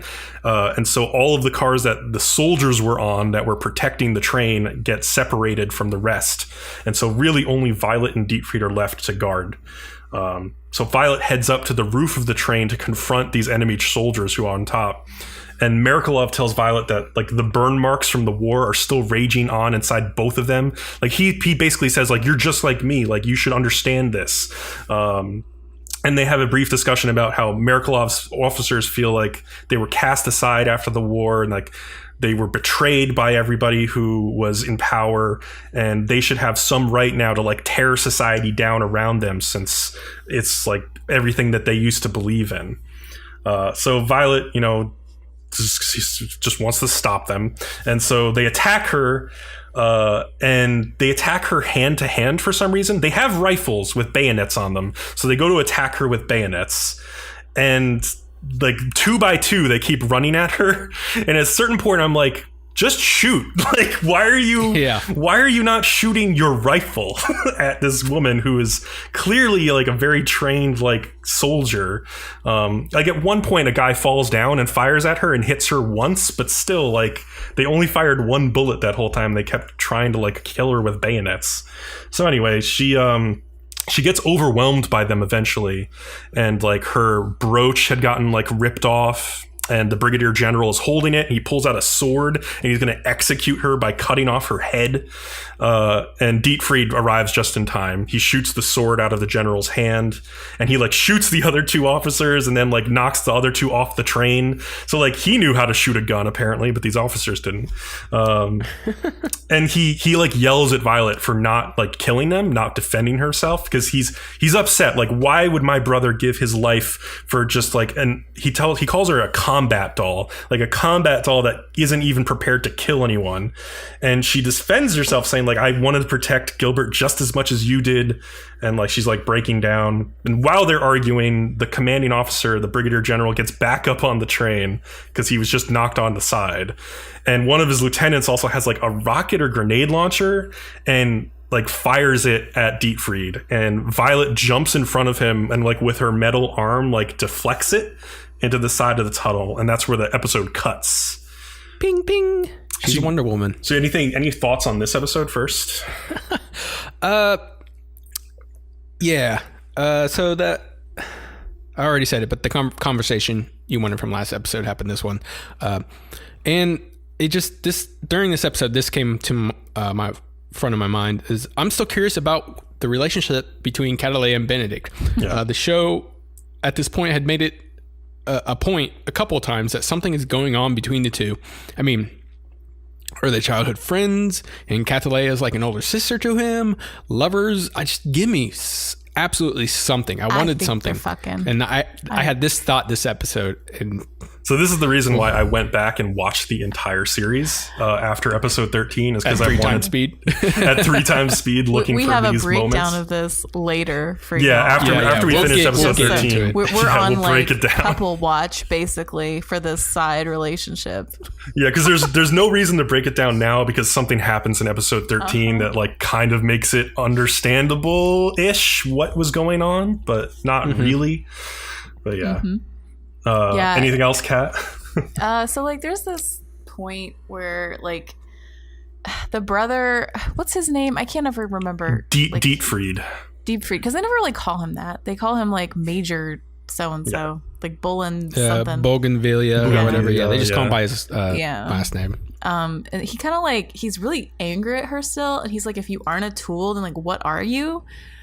And I feel like he's really angry at her because of the brother's death, and it's like easy to put it on her, right? Like because it's a very complex situation, like how he died, and so obviously it's easier to be angry at her than to like think about the situation. But I also think he's like he like has some distance from her, and he doesn't want to acknowledge her as like a person because like he solely saw her as a tool, and he used her as a tool, and like if she is a person, then he has done something wrong, right? And so like of course he doesn't want to like acknowledge that. He doesn't want to admit that. Yeah, for sure. Yeah. And the way they eventually tie it up, I really, really liked. So I guess I'll jump into episode 13, which is called The Auto Memoir Doll and I Love You. So the guy on top of the train, the general the officer shoots one of Violet's arms off. But otherwise, like she's able to like subdue them. However, it's not over. They planted bombs on the bridge that the train is about to go over. So there's this weird scene where Benedict like turns into like a superhuman Marvel character. He like jumps at one of the bombs and just kicks it off the bridge. And then as he's falling off the bridge, he grabs onto something with his fingertips. Okay, no, the reason he's able to kick it off is because of his fucking shoes. Remember how we were like, why is he wearing high heels? Blah, blah, blah. So it's funny, like we didn't even notice, but like in episode 2, you could see him wearing those high heel boots, but it was really quick. But I didn't think of anything at the time. I didn't notice it at the time. So he's been wearing them through the whole series. But yeah, I don't know what that's about. Style. Yeah, it's the cool style, I guess. So Violet also finds the other bomb, but it's like welded or like bolted into the bridge. I don't know if the other one was too, and Benedict just hit it with enough force, but like Violet has to like rip it off of like the steel bridge, and like it like pulls all of the metallic parts of her other arm apart, the arm that hadn't been cut off yet or like blown up yet. So she ends up ripping off her other arm as well in order to dislodge this bomb, and it blows up underneath the bridge, and then she falls, but Benedict like catches her as she's falling over the bridge, luckily. So in the end, the train passes safely. The peace treaty ends up getting signed between the two countries, and the war is over. Which, by the way, the peace treaty between the two countries is really good. Like a lot of times when there's a war like this, like the country that ends up losing ends up like having to pay all these damages and like there's all these punitive things, and there's really none of that. And like I thought that played into the also like I think it was the episode before where they're talking about how bitter the rebels are who like want to continue fighting. Yeah. And a lot of time that bitterness is because like when one side loses, like the soldiers from that country get blamed for the entire war, and like there's all this anger within the society like of these soldiers coming back, kind of like with us in Vietnam. And like, so of course the soldiers are bitter, right? Because they feel like they did all this work and they fought and they had all these hard times, and like then they come back and they get blamed for everything. So. Yeah, it's like Germany after World War One with the whole like Treaty of Versailles and everything, and like it's the same thing where like you finish fighting this war and all you did was like you were a soldier and you fought how you were supposed to, and then you get blamed by every other country involved in the war and like get punished for it, and it just exacerbates the situation, and then you have World War II. So it's better to like figure out a civilized way to move forward so it can be peaceful, like for a longer time at least. But so that's what they did here, and that was good. And Catalea, I think, is the one who like wrote the peace treaty, which was funny. Why is that funny? I don't know. I just because Catalea is like all over the place, I guess. Wait, wasn't it Claudia who wrote it? And no, it was Well, I don't know, but she was writing something down. Yeah, she was writing something, and I guess she's the most popular. So I think it was whatever. Yeah. Violet is encouraged by Catalea to like write a letter, because there's this air show now that the war is over. They're gonna have this like cool air show again, and everybody's being encouraged to write a letter like to someone that they missed during the war, or like something with their own feelings in it, and then they're gonna airdrop all these letters over this huge crowd of people at the celebration. So their letter will be delivered to someone at least. And Catalea tells Violet like, hey, by the way, I used to be a showgirl before the war, or the Netflix subs say dancer. So like some kind of like, I don't know if that means she's like a stripper or what, but basically some kind of like entertainer. And just female entertainer. She's been types. Around. Yeah.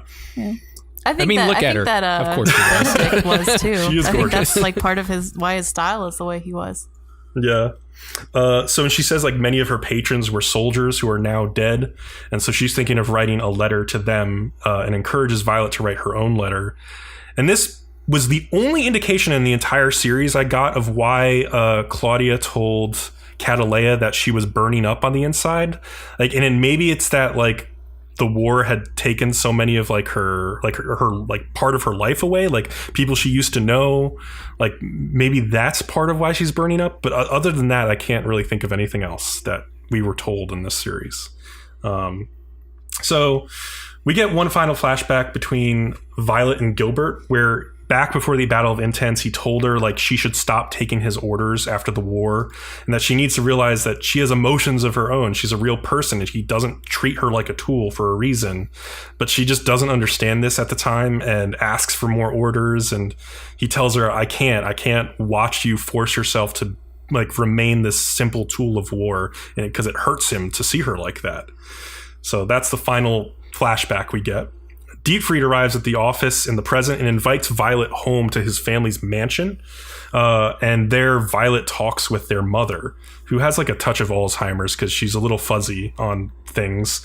But she's able to recognize who Violet is and clearly see like how much she was in love with her son. And she tells Violet that, look, losing Gilbert was not your fault, nor is it your cross to bear. And Dietfried has been telling his mother to give up on looking for Gilbert, but she knows that Dietfried still believes that he's probably out there somewhere, because Dietfried is just as in love with his own little brother as Violet probably is.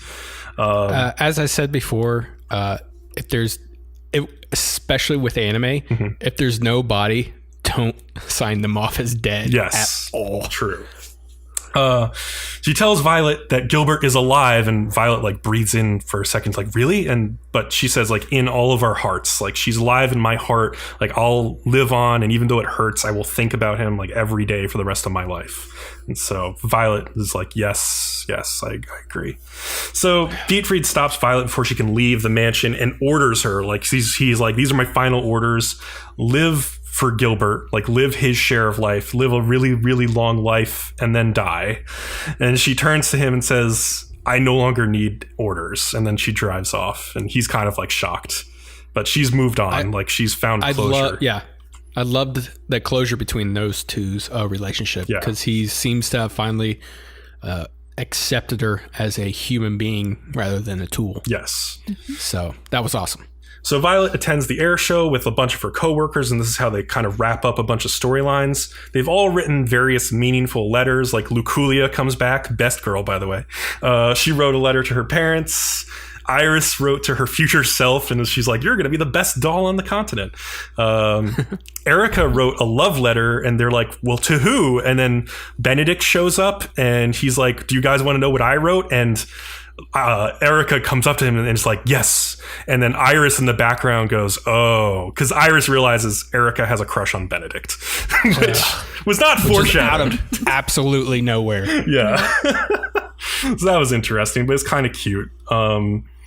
Benedict wrote a letter to Claudia saying that he wants to be the company's boss someday, and Claudia's like, "You coming from my job, bro?" Like, he's kind of pissed. Yeah, basically, it's funny. And then the big weird bombshell gets dropped where Catalea grabs a letter that Claudia had, like, he'd been writing drafts in his office and throwing them into the trash. But she took one of them and she reads it out loud, right? And it's a letter that Claudia has written to his future daughter, like hoping for her like safety and well-being, and like that she'll find somebody to love.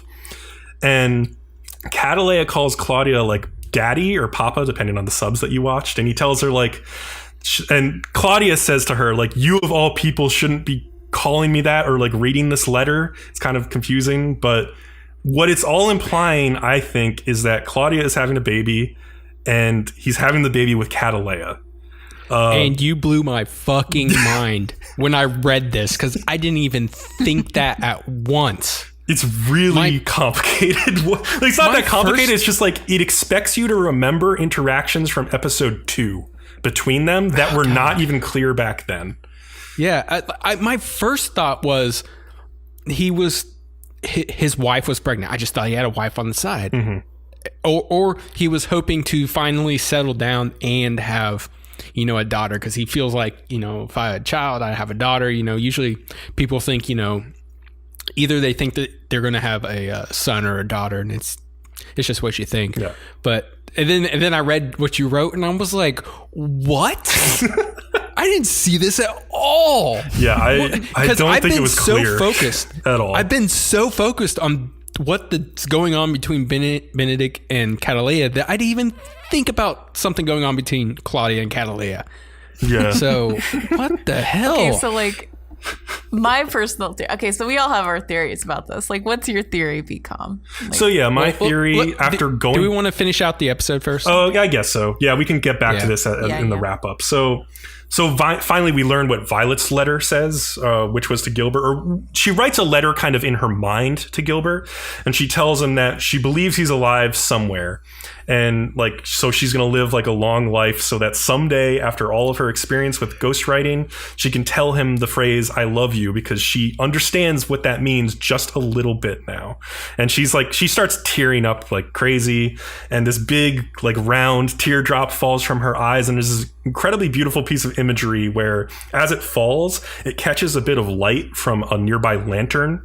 And so the teardrop looks like it has like a burning flame dancing in the middle of it. And as it falls and as it turns to night, like it loses that flame, like, which is representative of Violet no longer burning up on the inside. Oh yeah, that's very obvious. And like it lands in the middle of an open violet flower and kind of like gives the flower new life. So obvious, very obvious metaphor, but very beautifully done. And in the very final scene, we see that Violet was typing her actual letter to Major Gilbert. And it's just one line on a piece of paper, and it just says, "I love you." And of course, she understands what "I love you" means now. So that one line means a lot. But she's then sent on a new assignment. She arrives at a doorway of someone's home and introduces herself. And when she looks up from her curtsy, she is surprised for just a moment. And then she smiles and says, "I'm Violet Evergarden." And we're left to wonder who she might have seen. And that's the end of the series. Okay, let's talk about this point before we go back to the other one. Yeah. Because the other one we elaborate the shit out of. I hated that. Yes. Because it just makes you go... Sorry. So the obvious question is, who was it in that doorway that caused Violet to pause when greeting them? Mm-hmm. Hated it. It was just too obvious a ploy to make people think it could have possibly been Gilbert. Yeah. Because what else would have made her pause? Fuck. I don't know. I hated that. I just hated it. I'm like, God damn it. The whole idea of the series is they're supposed to be going through grief and like accepting the fact that he's dead, and that's part of the whole thing. And like then when she's writing that letter, she's thinking to herself like, I'll always think in my brain that like you're still out there somewhere, and I'm like, no, like he's dead and you have to accept this. And then like that with this whole thing annoyed me. I don't know. Yeah. And I would have felt like if it actually was Gilbert, she just wouldn't have paused in her it would have been a shock, right? It would have been a real shock. Way worse. Yeah. I if anything, I felt like it was Dietfried. Because, who would be, in her mind, the last person to request somebody for an auto-memoir doll? And he can probably type himself, but that would be my best guess. But if that was she didn't look up until, until the very Think end. if it was Gilbert, though, okay, and she doesn't look up, and she looks up and she sees him, but then she kind of warmly smiles and says that she's Violet Evergarden. In a way, that is the perfect way for her to react to seeing Gilbert, because it's like, I always knew you were still alive. And then she would say, I'm Violet Evergarden, because he gave her that name. And like her calling herself that would be like the perfect way to validate everything that he told her to do.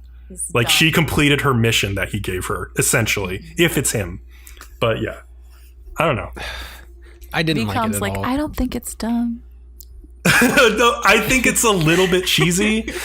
But okay, we will get into that because cheese. Bcom is on the cheese. So do we want to get into the whole Catalea thing?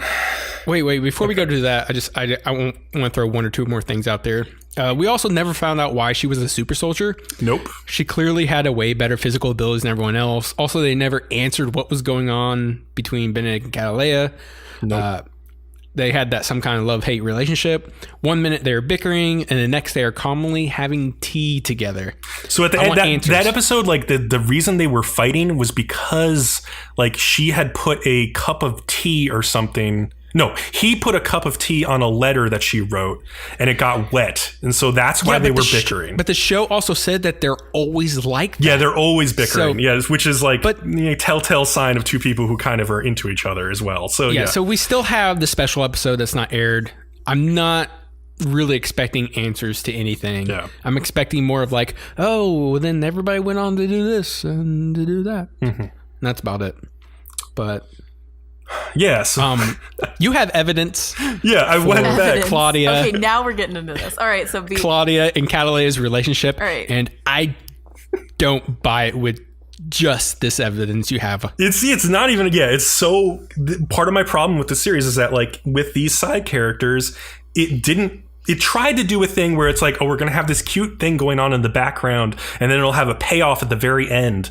But they didn't plant enough seeds. They didn't plant enough seeds. It's not really a payoff. It's just like little hints of their lives, right? Yes. Like we don't even get the full backstory of Violet. So like, why are we getting the full why are you demanding the full backstory of these three bitches? Like, flesh out the characters in your damn show. The whole show is not about the characters. I've already said this. It's really about like the ideas. They're just using them as props. That's true. It is called Violet Evergarden. Yeah. I mean, for God's sake. So that's who you think it would be about. It is. If Bcom, you are right about Claudia and Catalea, then this show did one of the worst fails of shipping two people that I've ever seen. They're not shipping two people. That's where you're wrong. Okay, not shipping, but saying that they are actually a couple, because then they did some of the best relationships I've ever seen in some shows. And I'm just like, how could you be the best and the worst at something at the same time? Mm-hmm. Give me a break. So here, let me present. Also, I just wanted... Okay. At one point, could they have just at least had Erica looking a little too long at Benedict at some point? So Bcom has gotten together all of the incidences that we see of these three and their weird love thing. Yeah. Then we are all going to present our impression of what is going on. Okay. All right? Yes, here we go. Episode 2 is where this all starts. Catalea and Claudia, they have a conversation about how they had sex and she felt weird calling out a woman's name because she called out the name Claudia when they were having sex, which is a woman's name. So she's teasing Claudia about his name, and Benedict overhears this conversation and like covers his eyes as he's reacting to it because it's like really embarrassing that he's walked in on this. So that is the main piece of evidence of the entire show that Catalea and Claudia are a thing. Eyes because he's embarrassed. He's upset. Okay, maybe. So in episode 3, Leo was talking about Benedict and Catalea are having this little tiff, and they're like, well, how long are they going to keep this up? And like Erica's like, oh, they're always at loggerheads with one another. They're always fighting. And it turns out the reason they were fighting in that specific episode was because Benedict had left like a little like glass of tea or cup of tea on top of a letter that Catalea had written. Blah, blah, blah. It's played down like it's nothing. There's nothing from episode 3 until episode 8 when Catalea yells at Claudia for telling Violet about Gilbert so soon. And he responds like, well, I thought she was ready for the truth. And Catalea responds, are you stupid? You're always such a terrible judge of things. And you still haven't learned how a woman's heart works. So that is very clear evidence that she's been in a relationship with him and is frustrated with him like on some level. After that, it's like, I don't know, like there's scenes between Catalea and Benedict where she did that weird scene in episode 9 where Violet returns from the office from the castle where she last saw Gilbert. And Catalea says, like, you should go talk to Violet and ask her how she's doing. And Benedict's like, why don't you go? And Catalea responds, someone of your kind would be better. And the Netflix subs translated that as someone like you or something would be better, I think. I don't know. It was something almost the same, but like she needs someone like you right now is how they translated it. And I don't know what the hell that means. Like, I don't know what that means. Either translation. Do you guys know what that means? I don't know. I think it's supposed to be like he's sensitive, he's slightly effeminate. I guess. He's her friend. He's Yeah. It just leaves way too much up to speculation. So yeah. I mean, I haven't seen any other theories out there. Have you guys seen much else? The main theory I've seen is that Catalea is pregnant with Claudia's baby. Like I said, you just blew my mind away when I read that. I was like, I hadn't even considered it. I had not really recognized those two as more than employer and an employee, and maybe more of a history between them, but not much more than that. And that's really it for like the evidence of their relationship, because like that is all that is really devoted to these characters beyond like there's like scenes where Claudia and Catalea talk to each other about how they have like these invisible scars left over from the war, which they never talk about why they have invisible scars from the war. Like, yeah, Claudio was a soldier, so we assume that he has some problems like from things that he did or what happened during the war, but we don't really know with Catalea besides that she was a showgirl. Well, she interacted with the soldiers a lot, so I'm sure she heard a bunch of like just terrible stories shit they went through. Yes.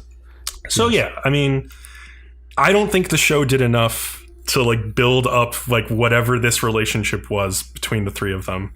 Kat, you have an interesting theory on what this is? So like I think that there's like a weird like three-way love thing going on here. So like I think either, and it's not clear like who the main focus party in the relationship is, whether it is Claudia or whether it is Catalea, because like I think that Benedict either was involved with Claudia before he invited Catalea to come work with them, or Benedict was interested in Catalea and that's why he invited him to work with them. So Benedict was either interested in Claudia or he was interested in Catalea. Either way, they all start working together and Catalea and Claudia are interested in each other, which upsets Benedict because he's interested in one of them. I think if that is the case, I think that Benedict is interested in Claudia, and that's why Catalea and him are like, angry at each other at all times. Well, that would explain why he wears the fucking high heel boots. It might be what they're trying to imply. It really does work either way. So, but there has been no hinting at Claudia and Benedict, though. I mean, not really. Yeah. Like I said, it works either way. But then I think they're upset. Like there's this tension between Catalea and Benedict because of that. Because like he found out that they're fucking, right? Mm-hmm. Benedict did. And then like there's a lot of time where they're like trying to work out between them, like what's going on. And then eventually Benedict and Catalea also start fucking. Now, I don't know if they're all fucking or if like it's all like a I don't know. But like there's a three-way regardless, thing it fucking dropped the ball with this where we have to like piece it back together. Yeah. Talk about this heavily just because we're like that's man, the way this ended, I had 100 questions. I was like, whoa. You didn't tie up all these other loose ends. You're driving me insane. So do we want to get into, because I also was frustrated with a lot of questions that I had about Violet after the series ended. Do we want to get into light novel spoilers that I looked up? Yes. I got one more last thing to say. Before that, it's just going on what I said before. The show has one of the best examples of expressing emotions and learning about them. For example, Violet learning about her emotions for Gilbert, and the process of getting to that point of understanding is great. Even Dietfried's eventual acceptance of Violet is super well done. I felt that tied up a perfect little bow. And then the show does even more examples. Even entire episodes go through the whole process easily. Then they just give some of the worst examples I've ever seen right at the last episode. Exactly what we were just talking about just now. Mm-hmm. It's like, I compared it to like a beautiful cake, and then suddenly the chef had a stroke and he finishes it and puts a little mouse turd on top or something. It's just like, what the fuck? It's like, God, I mean, you could probably just move that section and the rest of the cake would be fine, but I feel like you ruined the whole cake. I don't know if it ruins the whole thing, but like it does leave a lot of questions that I wish had been answered. Like, I still think it's like a beautiful ending to the series. Like, as well as it was, I think this was adapted as well as it could have been adapted if it weren't for like some really bad choices that were made in the light novel, like, which we'll get into. All right, tell us about it. Okay, so listeners, if you don't want to be spoiled on a light novel, because there will be more Violet Evergarden. There's an episode 14, and then there's like another project planned, and they might get into some of this stuff in those projects. Like, just skip to the next timestamp for After the Rain after this. But yeah, okay, light novel spoilers.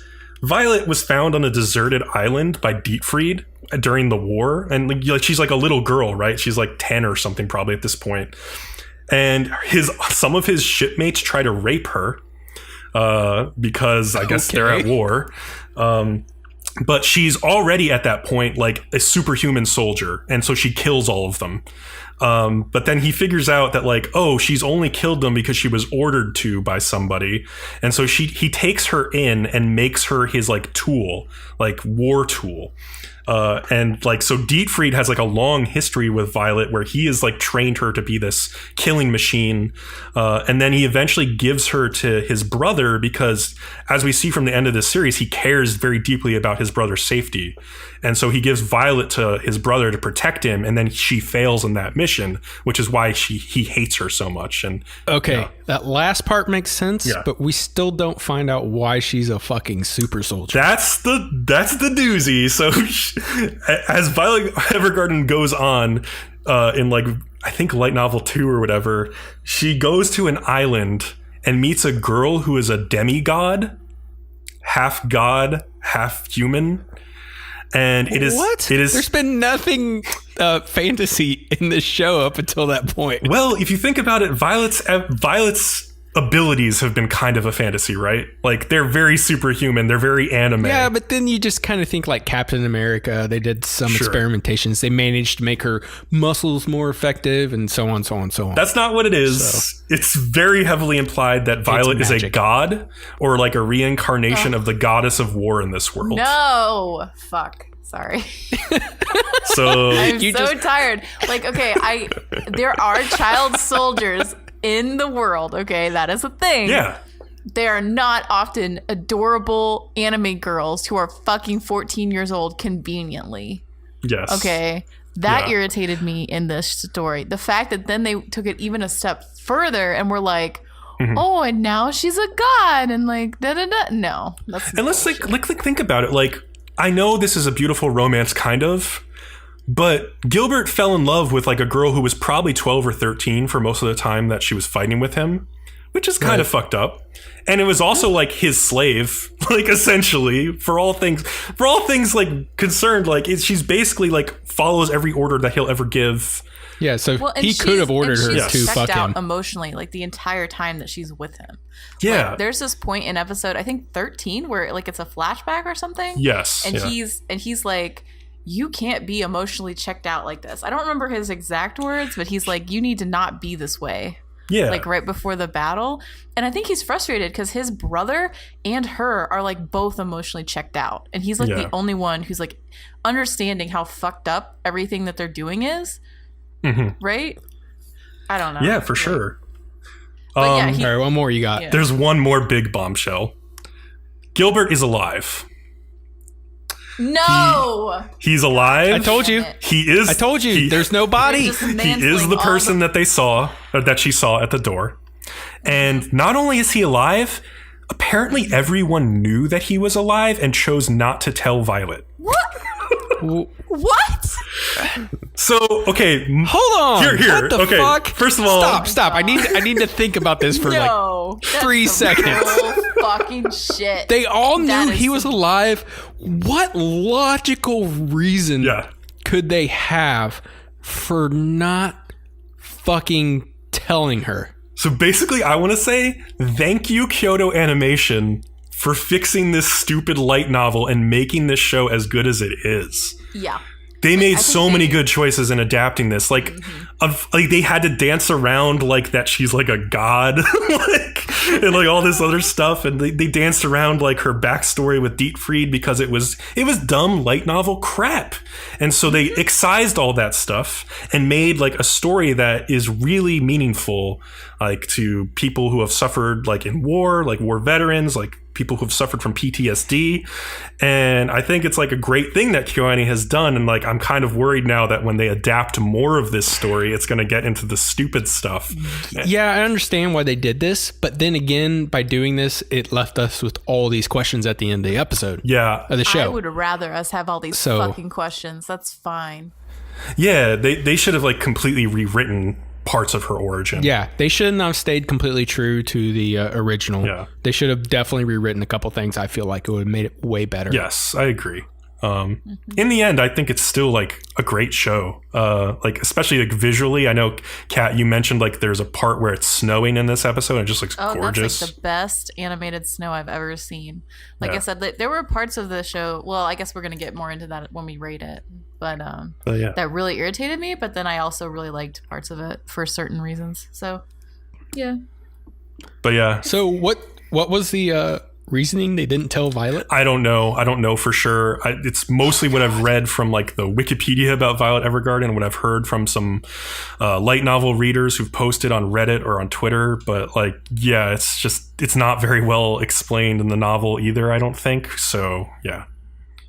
I'm glad they got rid of that element because it's really dumb. It doesn't make any sense. Yeah, if they had told me she was like a part demigod, I'm like, whoa, okay, now magic's in the world? What the fuck? Yeah. I mean, like, I was just accepting of her arms. So I'm like, all right, in this world, they can do that with her arms. Cool, whatever. But then they would just cross the line if they were like, oh no, it's because she met a demigod and she might be part god or something. I would have been like, what? Yeah. Wow, you wouldn't have cared about her as much, right? Out. Like, yeah. Yeah. So anyway, that is Violet Evergarden. And that is going to do it for part 1 of this podcast. You can find us on iTunes, Google Play, and YouTube at Nerdom and Other.